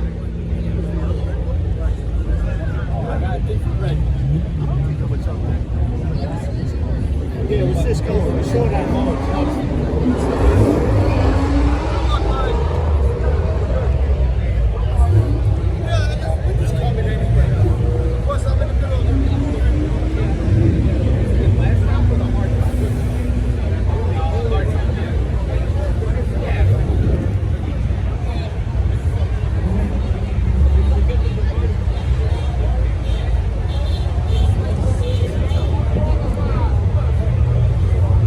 Oh, that's you? GLC? GLC, cool. Yeah, what do you think about the newer ones? I don't like the front end. Oh, well, I already said I love Mercedes interiors, man. I love them. You can take out interior too if you want. Oh, cool, thanks. They're nice cars. They're fast. This is how many horsepower? This is close to 300. Yeah. But the turbo is full of weight. They make the best interiors. They absolutely make the best interiors. Yeah, I like how with the newer cars they put that expansive screen like across the top. Yeah, Yeah, but they make good cars. how long you had it? 1 year. 1 year. It's Okay. 1 year. Yep. Yeah, I know you enjoy it. Oh man, tell you man, it's, with Tesla and everything, I feel like I don't know. Well, I'll tell you like this: a lot of people who are going to buy into Tesla, they're going to get bored with them because everybody got them. That's what I'm saying. You know? You saw the C8s, there's like 5 of them here. Yeah, and that's the thing. It's like, first of all, most of the and notice the demographic, notice the age group of the people buying. They're all old. You know, it's like nobody else can afford stuff like that. So the problem, you know, at least with Mopar and Mercedes, BMW, usually it's younger people buying. Yeah. You know? How's the SRT doing? Good? Oh no, SRT is great, man. Man, that thing in the snow is good. Yeah, I couldn't imagine driving anything else. Yeah, those cars are built to last, man. Yeah, no, I have no major issues. Right now, I was getting mine serviced. Yeah? Yeah. What do you think about the Ram with the Hellcat engine? I think it's well, first of all, they're all gonna sell out. I mean, you're talking about $100,000 truck. Yeah. And I think it's probably gonna be limited edition. They're gonna sell. Oh, no, They're gonna sell out. Yeah. And they look pretty good. And yeah, they're gonna sell. That at the end of the day, that's the main, that's the main thing. Sell them. That's all it is. Sales. I think like right now the market with cars is ridiculous. They don't know what to do no more. Well, but see, the thing about it is everybody's basically making like the same thing. It's like 4-cylinder engine, safety nanny equipment. It's the same damn thing. Yeah. Like SRT, Ford, and GM are making slightly different products. Yeah. But we're not like the Japanese stuff. It's like most of them, everything's the same. And I will say this: even Mercedes and BMW, they basically copy each other in each segment. The same exact thing. The opposite of this would be a X4M. Yeah. Yeah. So basically, and then Audi has the Q8, but that's higher than this. So I guess it's the Q3 or something like that. Yeah. The Q8, I don't like the style. It's the Lamborghini Urus, basically. Exactly. And my thing is, it's like. It's a Urus, but it's like a RS Q8. So basically, you either buy this for $80,000 or you buy a Urus for $300,000. That doesn't make any sense. That's a good point. Yeah. What do you think about real estate in Uniondale? I think it's in Uniondale. Yeah, I think the market's really good there. Well, Uniondale and Roosevelt, the things they have going for them is the low taxes. That's what I'm saying. 8,000, 9,000. That's pretty good. Yeah. No. Well, my house in Uniondale is 6, but I signed up for the STAR program, so I get like 2,000 back in December. That's pretty good. So it's a nice check back, I'll tell you. Yeah. But Freeport, it's twice as much for the most part. It's like 10,000, especially if you go once Merrick Ave, everything over there is ridiculous. Oh yeah. It's expensive over there. Yeah. So when it comes to real estate, I would rather buy 2 houses for the price of one. Like most people, they'll take $500,000-$600,000. They'll only get like 1 house. I get 2. That's what I'm saying. And then rent 1 out, and that's how you make some money. I saw the one you did of Queens. That house. Oh my God. 580. 580 for that here. shit box. That's what I'm saying. But that's what it is. That's what the market wants. That guy, crazy. the guy that's probably gonna buy that, he's gonna rent it out. It's probably purchased already. It's It probably under is. contract already. But see, my problem with it is it's not a legal 2-family. That's what I'm saying. If I'm gonna buy something, I want a legal 2-family because this way you don't have any problems with the judge and the court. You save your time and money. Yeah. You do everything the way it's supposed to be. Yeah, because a lot of those people are illegally subletting, and then you hear about a fire and like 12 people die in a fire. Like, wait a minute, how the hell was there 12 people in the house? Exactly. Yeah. It's crazy. It's interesting, man. I think in 5-10 years from now, everybody that bought the house right now when interest rates are low, it's gonna hit the market. They're all gonna lose their houses. And I'll tell you right now, I'm working on refinancing to the 15 year. My friend just so did this that. way I'll be paid off in just 15 years, rather than 30. Yeah, it's best to pay it off quick. Well, if you pay it off quick, you untie your money. Yeah. So you have more money later on to do other things, Exactly. And in the long term, that house pays for itself, and it's gonna be double worth. You pay $5 something for it right now, that's gonna be $600-$700 in a couple years. No, but see, my thing is to get a 2-family when the real estate prices drop, because I don't want to pay $579. I would rather get it under $5. It's better. And people are are putting more money now. If the house sells for $580, they sold it for $600. Yeah. It's crazy. It's we're living in some crazy times. It's about to get a whole lot crazy. Oh yeah. What's your thoughts with school beginning? You think they should start? No. Exactly. But you know what? I heard the White House is trying to classify teachers as essential workers. And let me tell you something. These teachers are not above going on strike. You know, they're not above it. Yeah, they're not above going on strike. And see, the problem is a lot of the teachers are older, and they're more at risk than the kids are. Exactly. And then if you send the kids to school and the kids spread it around, if they take it back home, the kids are like vectors. You know, that will kill a lot more people. We're already up to 178. That's not good. And all it takes is one person. Just takes one person. You know, a lot of these people not social distancing. It's like, you know, I'm wearing my mask. It's like you wear your mask and you're good, you know? Yep. We're protecting ourselves and protect them, you know? Yeah. It's crazy right now. Very. Yeah. Man, congrats, man, again on the 850. I see a lot thanks. of people, man. Oh, man, I tell you, the first thing when I woke up and saw that, it took me a second to realize. I was like, oh, shit. Yeah. So I went to Staples and printed out, I had it printed out and I got a frame and everything. Yeah. That's better than a participation award. Oh, shit, yeah. Yeah, that's big. With interest rates low right now. See, and I'll tell you, everything. just how important it is, the fact that you keep bringing it up. Yeah. Because everybody wants to achieve that. That's what I'm saying. Because, like, when people understand, it's sad because it took people a while to understand that if your credit isn't like 700 plus, you get raped on everything. You can't, like, I can walk into a dealership, I can say, yeah, give me a Hellcat for $600 a month. Yeah. You can't do that shit if you know, if you're like 550 or something. You can't do it. Even for houses, it's worth it. And no, and houses is the big deal. Because right now, that's the time. That's the time. Well, my question is how are these, because you got to have at least 3 checks from months prior, and people aren't working, so how are they getting approved? How are they getting approved? Yeah. You got to understand, not everybody lost their job. That's what, yeah. See, the problem is, a lot of these essential workers, like, think about it. If you're a nurse, and you've been pulling all that overtime, you probably making maybe an extra $10,000 every 2 months. Yeah. You know, so a lot of these people don't see. The problem is when they talk about the economy, they talk about it too broad. Yeah. Like they try to make it look like just the Dow Jones tells you the whole truth about the economy. That's not true. The Dow Jones tells you about Tesla and Apple. It doesn't tell you. It tells you about Tesla, Apple, Google, Microsoft. Yeah. It doesn't tell you about all these people losing their house. It doesn't tell you that. So my thing is, with these people who are essential workers, they got their job. And you got to remember, nurses, police, firemen, teachers, anybody who is civil service, they were getting paid since February. They never had to worry about not seeing a paycheck. So they got their money. Now everybody, like the other people who are waiting on pins and needles for those Trump checks, it's like, nah. They're taking it. And then he lied to the essential workers. He said, "Yeah, I'm gonna give you all this hazard pay." They're like, "No, we ain't giving you shit." Yeah, it never happened. No.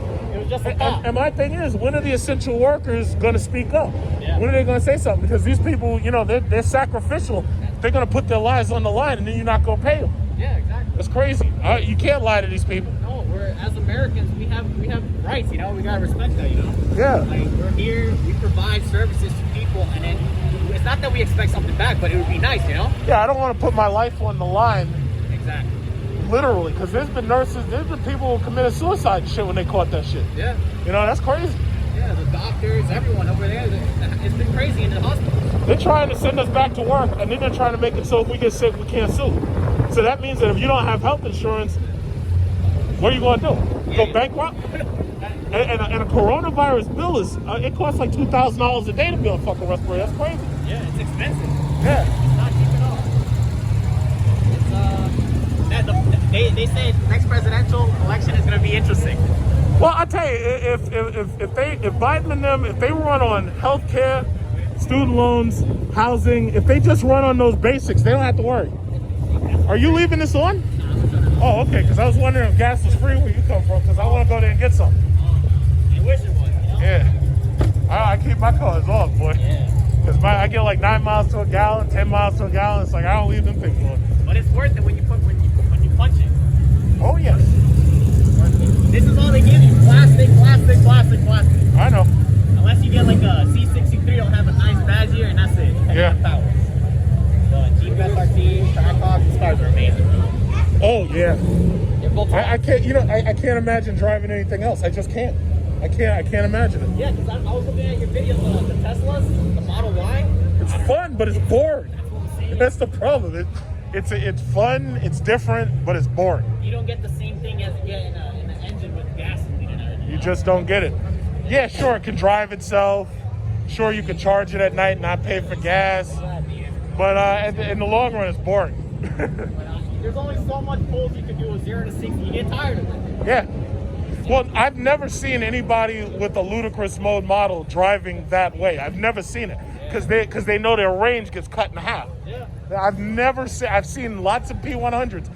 None of them have threatened to race me. None of them. Because they know that they're going to cut their range and then they're going to end up having to go to the charging station, you know? They know. They come with Pirelli run flat P0 Scorpions, the Scorpion Verde. That's how they come. But after you get finished with those, your choice is like, you know, you can get Hankook. I get Hankook Ventus V12s. But, you know, Goodyear used to make an Eagle RSA, but they stopped making that. I would have gotten that. That either one, I'm fine with.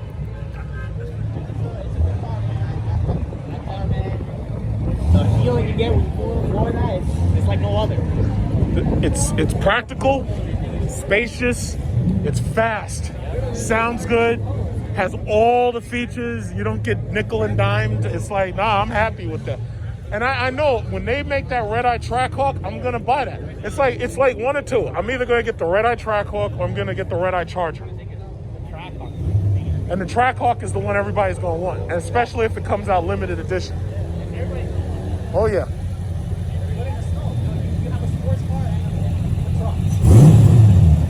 Yep.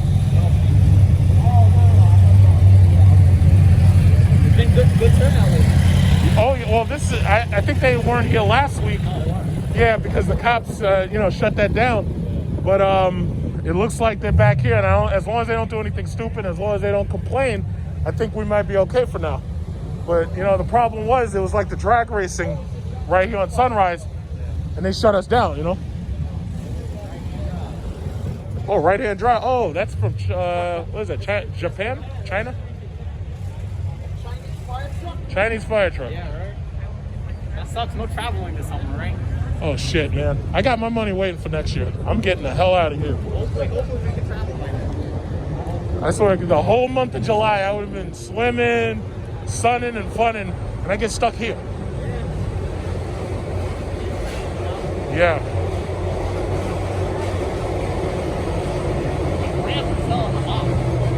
Ram? Man, those things are gigantic inside, man. The new Ram truck, especially you get it fully loaded, those things are incredible. Like, I could buy one of those. Like, I really could. Because it's a big-ass truck. It has all the tech stuff plus stuff I don't have in my Jeep. I'm just not a truck guy. Yeah, like if I lived in Texas or something, yeah, maybe. I'm not a truck guy. I like SUVs, but there's been a couple of like that Escalade EXT. That used to be my favorite truck.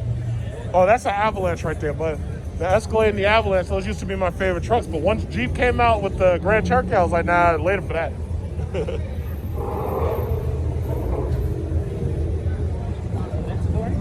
Oh yeah, I saw him. See, the thing about it is, I've had so much experience with that car in particular. And even the Urus, it's like, they're okay, but they don't really excite me anymore. Because, I don't know if you saw the video I did in Dubai. Yeah, I saw when I was in Dubai, I did some of their racetrack experience. And it was like, after a while, I was like, yeah, that's really cool. But that's not a good car for me. It's like, that's a car for small guys. It's like, I can't be comfortable in that car, The seats aren't comfortable either. No, it's not comfortable for small guys. Yeah, because I think I showed you in the video Cloud9 Exotics. You can rent one of those. They have a blue one. That place feels good, man. Well, they should be. They got like 2 C8s, so you can rent those for like $500 a day. And then they got the Aventador. You can rent that for like the weekend. It's like $2,000 or something. And that's all you really needed that, because once you see how impractical it is, you don't really bother with it no more.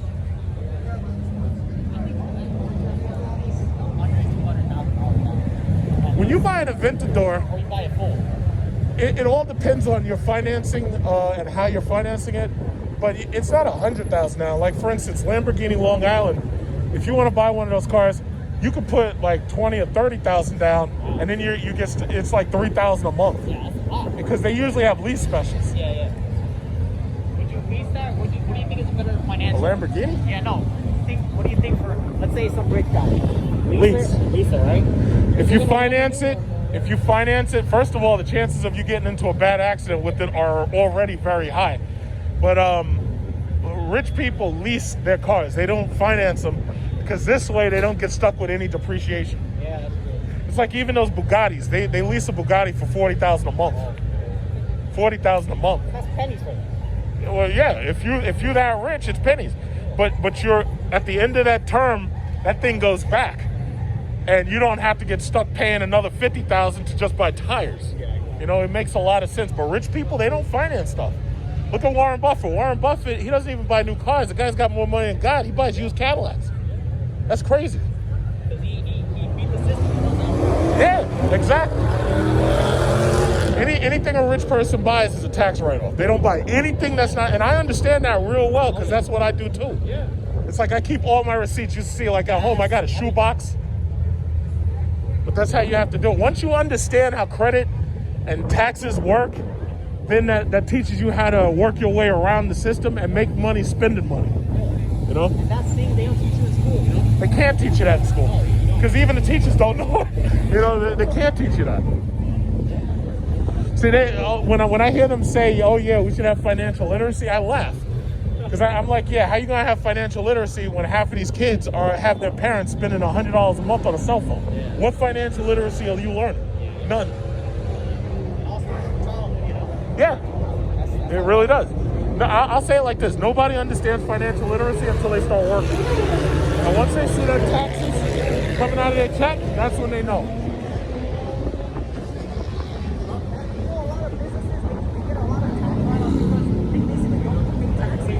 Yeah.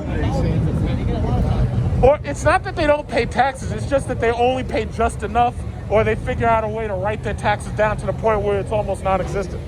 They pay, but they just don't pay much. See, we don't have a flat tax. If we had a flat tax, it would be inescapable, but it's not.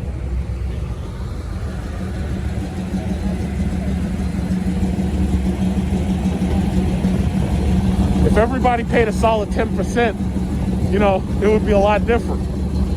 These different things around. Oh yeah, and Congress, they wouldn't be wasting money. They wouldn't waste money. They'd have no choice but to cut back on certain programs. But the problem is we're in a situation where the system is so vague that nobody knows what anybody's paying or if anybody's paying. Increase property taxes because of everything, the virus and everything. Oh, of course. No, listen, taxes are going up. I already know taxes are going up. My thing is, as long as they don't go up too much, I'm not going to sell either of my properties. And I'm not, oh shit, got another Lamborghini. Is that a Huracan? Yeah, that's a Huracan. Where's he parking? I think I probably saw that guy. I saw a red Huracan on the road this morning. They all start coming once it gets dark. Yeah, well, because the problem is most Lamborghini owners, they don't want to drive around during the day because the problem is people follow them, get close to them, and they're trying to look at it. It's like, it's too much attention during the day, so they come out at night. In my opinion, you can't enjoy it. I think right now it's like, how are they getting these foreclosure houses so cheap? Like, for a regular person to get a foreclosure house, it's really hard. I worked in real estate back before the crash. One of the ways that they do it is everybody in the office, they'll pull their credit in order for them to all buy in on an investment property. And once they own enough properties and they're renting them out, they've got so much money coming in that it grows their business. That's one way they do it. Sometimes you just have one guy at the top who has a lot of money, and he'll buy properties and he'll rent them out himself. Yeah, because I see these builders right here in Long Island, East Meadow, wherever you go, these guys are getting $250,000 houses, building them 2 stories, 5 bedrooms. A lot of it's foreign money. A lot of it's money coming from India, China. And India and China, they've got so much money on hand that they can outbid you on anything. You can't bid them. You can't outbid them. Oh, he's revving. Gotta do the rev battle. Doing a rev battle. I wonder if you're gonna shoot some flames. Wanna shoot some flames? Oh, look at this guy.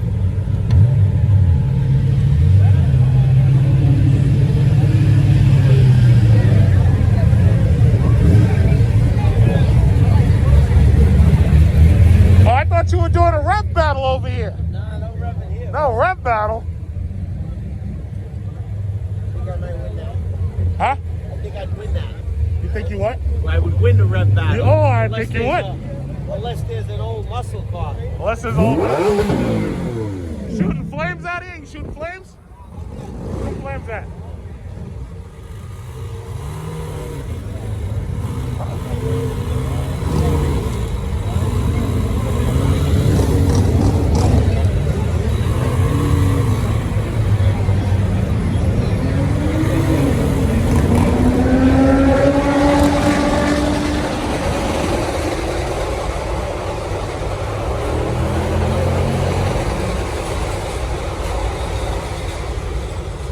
Oh, so sorry.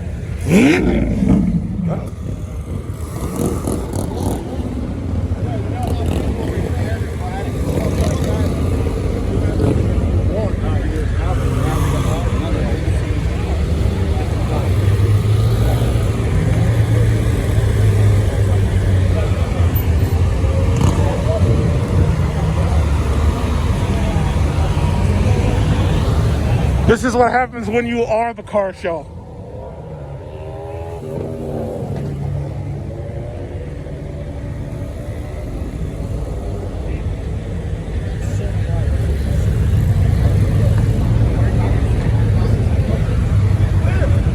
Look, another Supra. Yeah, it's the new one. Supra. Yeah, they got a new Supra with a 2.0 turbo in it. Yeah. It's just like the FRS and the BRZ. It's just not enough. It's like you can't make one of those cars exciting unless you put a lot of power in it. You just have to put a lot of power in it. That too.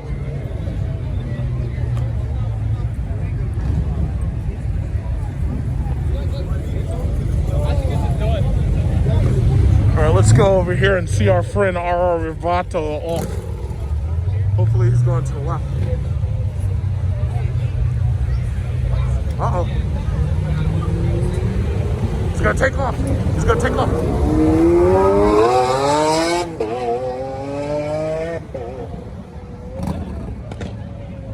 Wow, this is so much better than Dayton, Ohio. Yeah, I gotta say, listen, I'm sick and tired of, and no offense to Huracan owners, it's just that you gotta buy that V12, man. That V10, it just ain't that exciting. It's like you could get that in one of them boring ass Audis. You gotta get that V12. And I want to see some Bugattis. Where's the Bugattis at? That W16, where's that?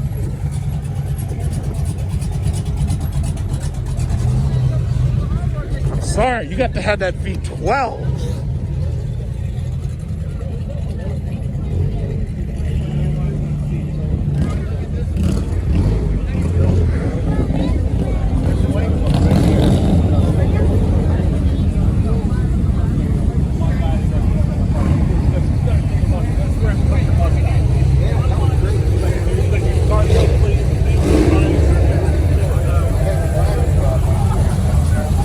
CTSV.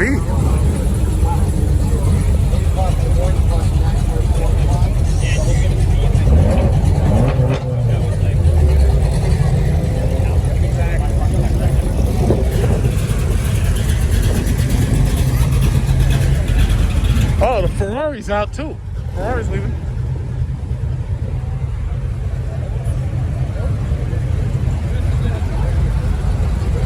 Oh, it's a woman. It's a female. Oh man, I said Ferrari. That turned out to be one of them goddamn Fiat 4Cs. It's one of them Alfa Romeos.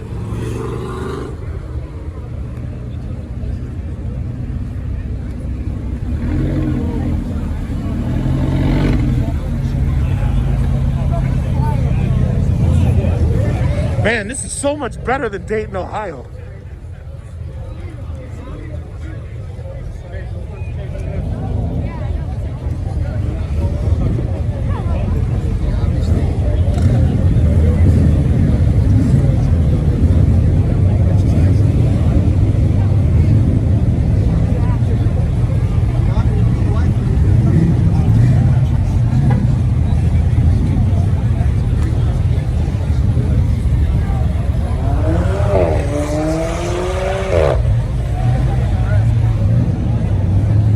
Man, this is so much better than Dayton, Ohio.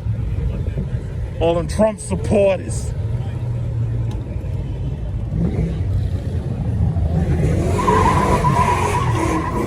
Uh-oh.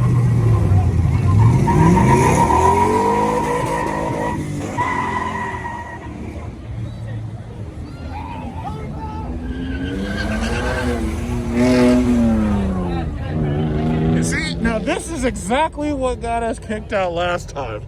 You see what I'm talking about? This is why we can't have anything nice. Burn out, Honda Accord, burn out!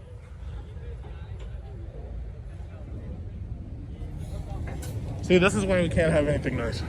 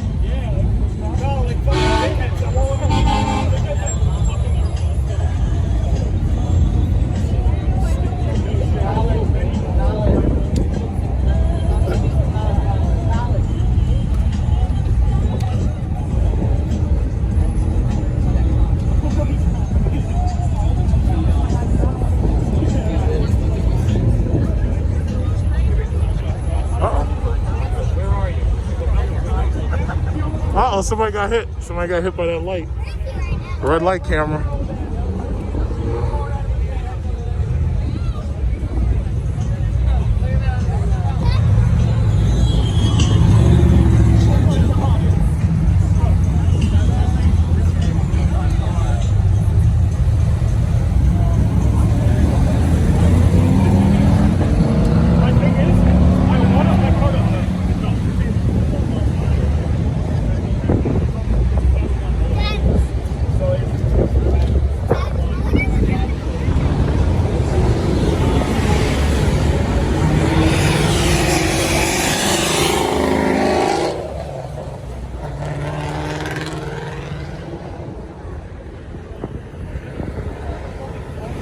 And now it's dark. So it looks like Bellmore Nights is dark now.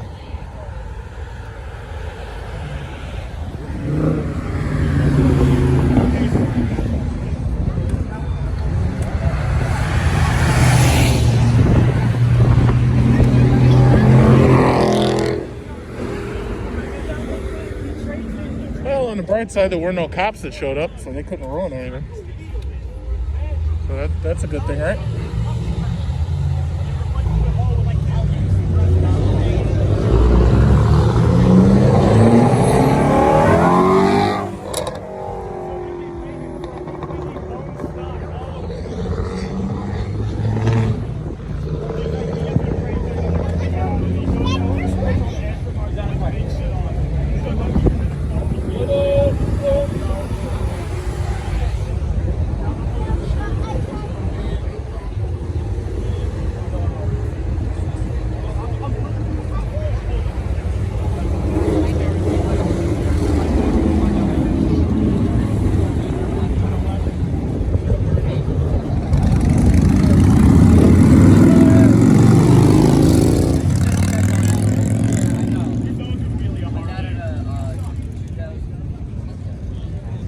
looks like we're winding down. Looks like we're winding down.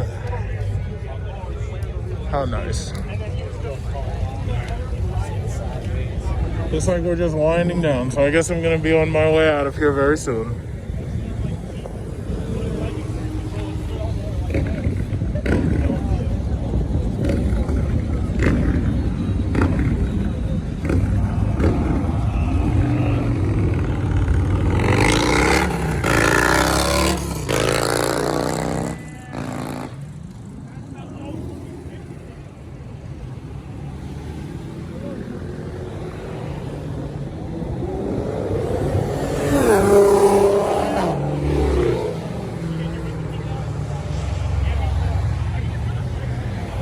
Well, I'd say that's about that. It's nighttime now, so I guess Bellmore Nights is now coming to a close. I guess everybody's getting ready to leave and everything.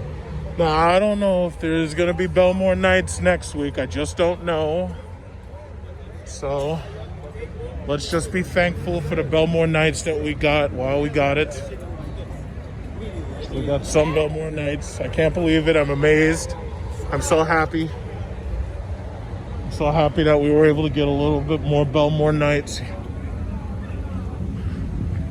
So now,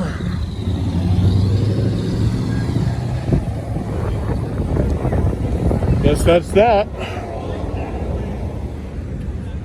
Anybody else trying to line up for a drag strip race? I don't think so. I don't think so. I guess not.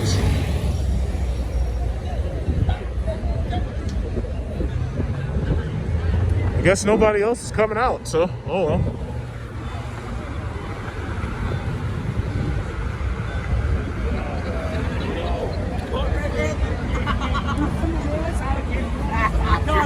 I told Joe, look at that. I can see that.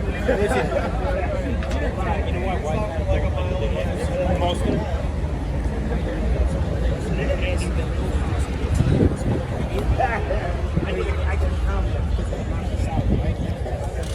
okay, so I did a broken one. We'll roll with the glasses. My brother's a New York State. Let's get high.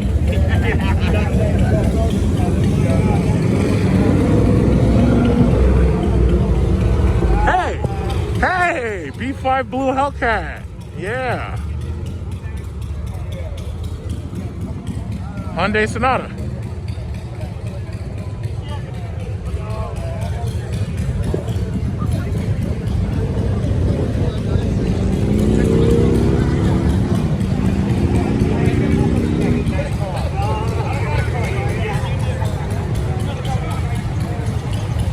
Well, oh, here he is. He's on his way out. All right.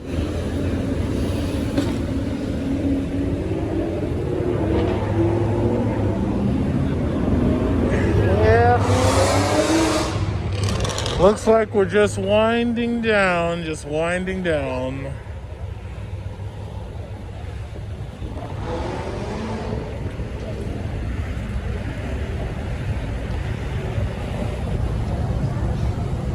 winding down.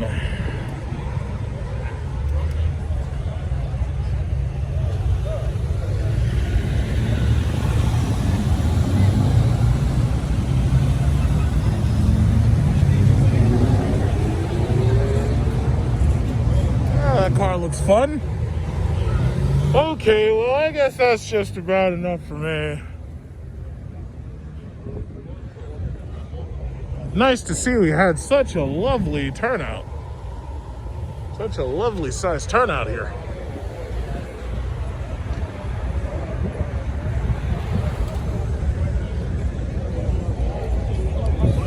And now there's poor little me back to my lowly Econobox minivan. Okay, let me step out of the way. Back to my lowly little Econobox. Uh-oh.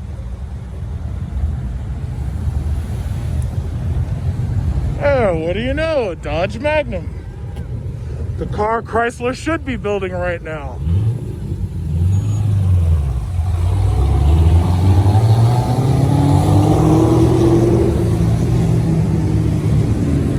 Just about then, those C7 boys showed up.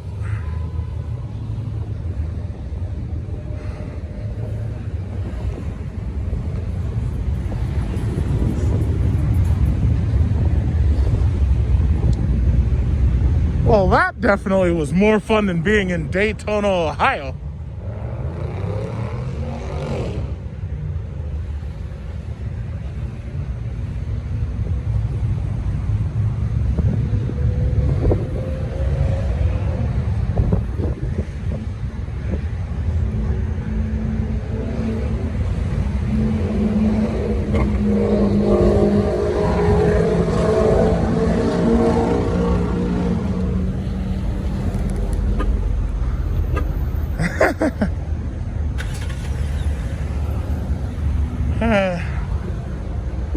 How much fun was that?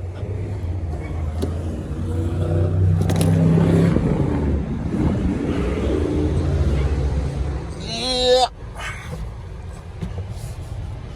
Welcome to your Chrysler minivan.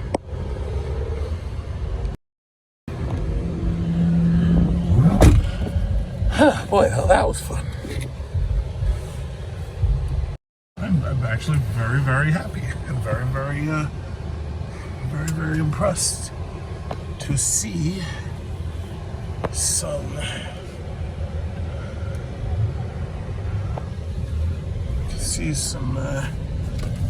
oh, can't let this thing get away from you. All that V6 horsepower.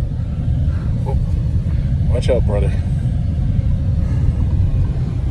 Oh shit, just as soon as I go, all of a sudden they're gonna show up, right? But anyway, it's too dark. It's too dark now. You're out here on your own, bro. Let me get out of here.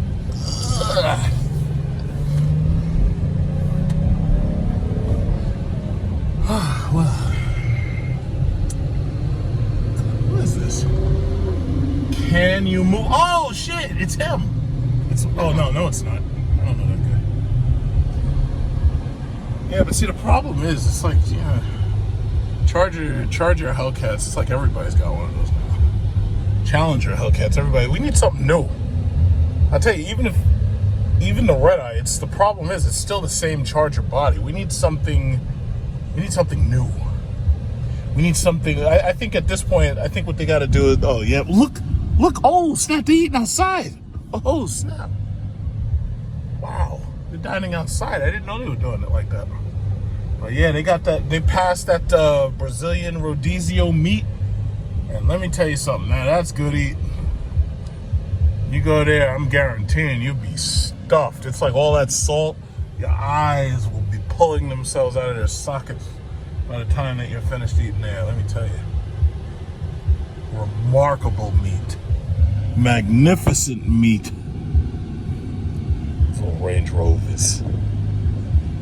Evoque.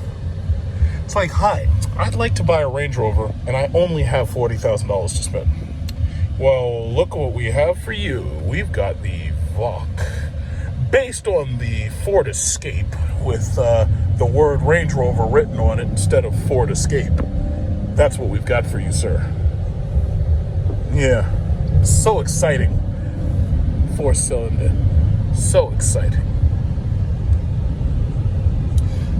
Yeah, that's that, man. Bellmore Nights is back again.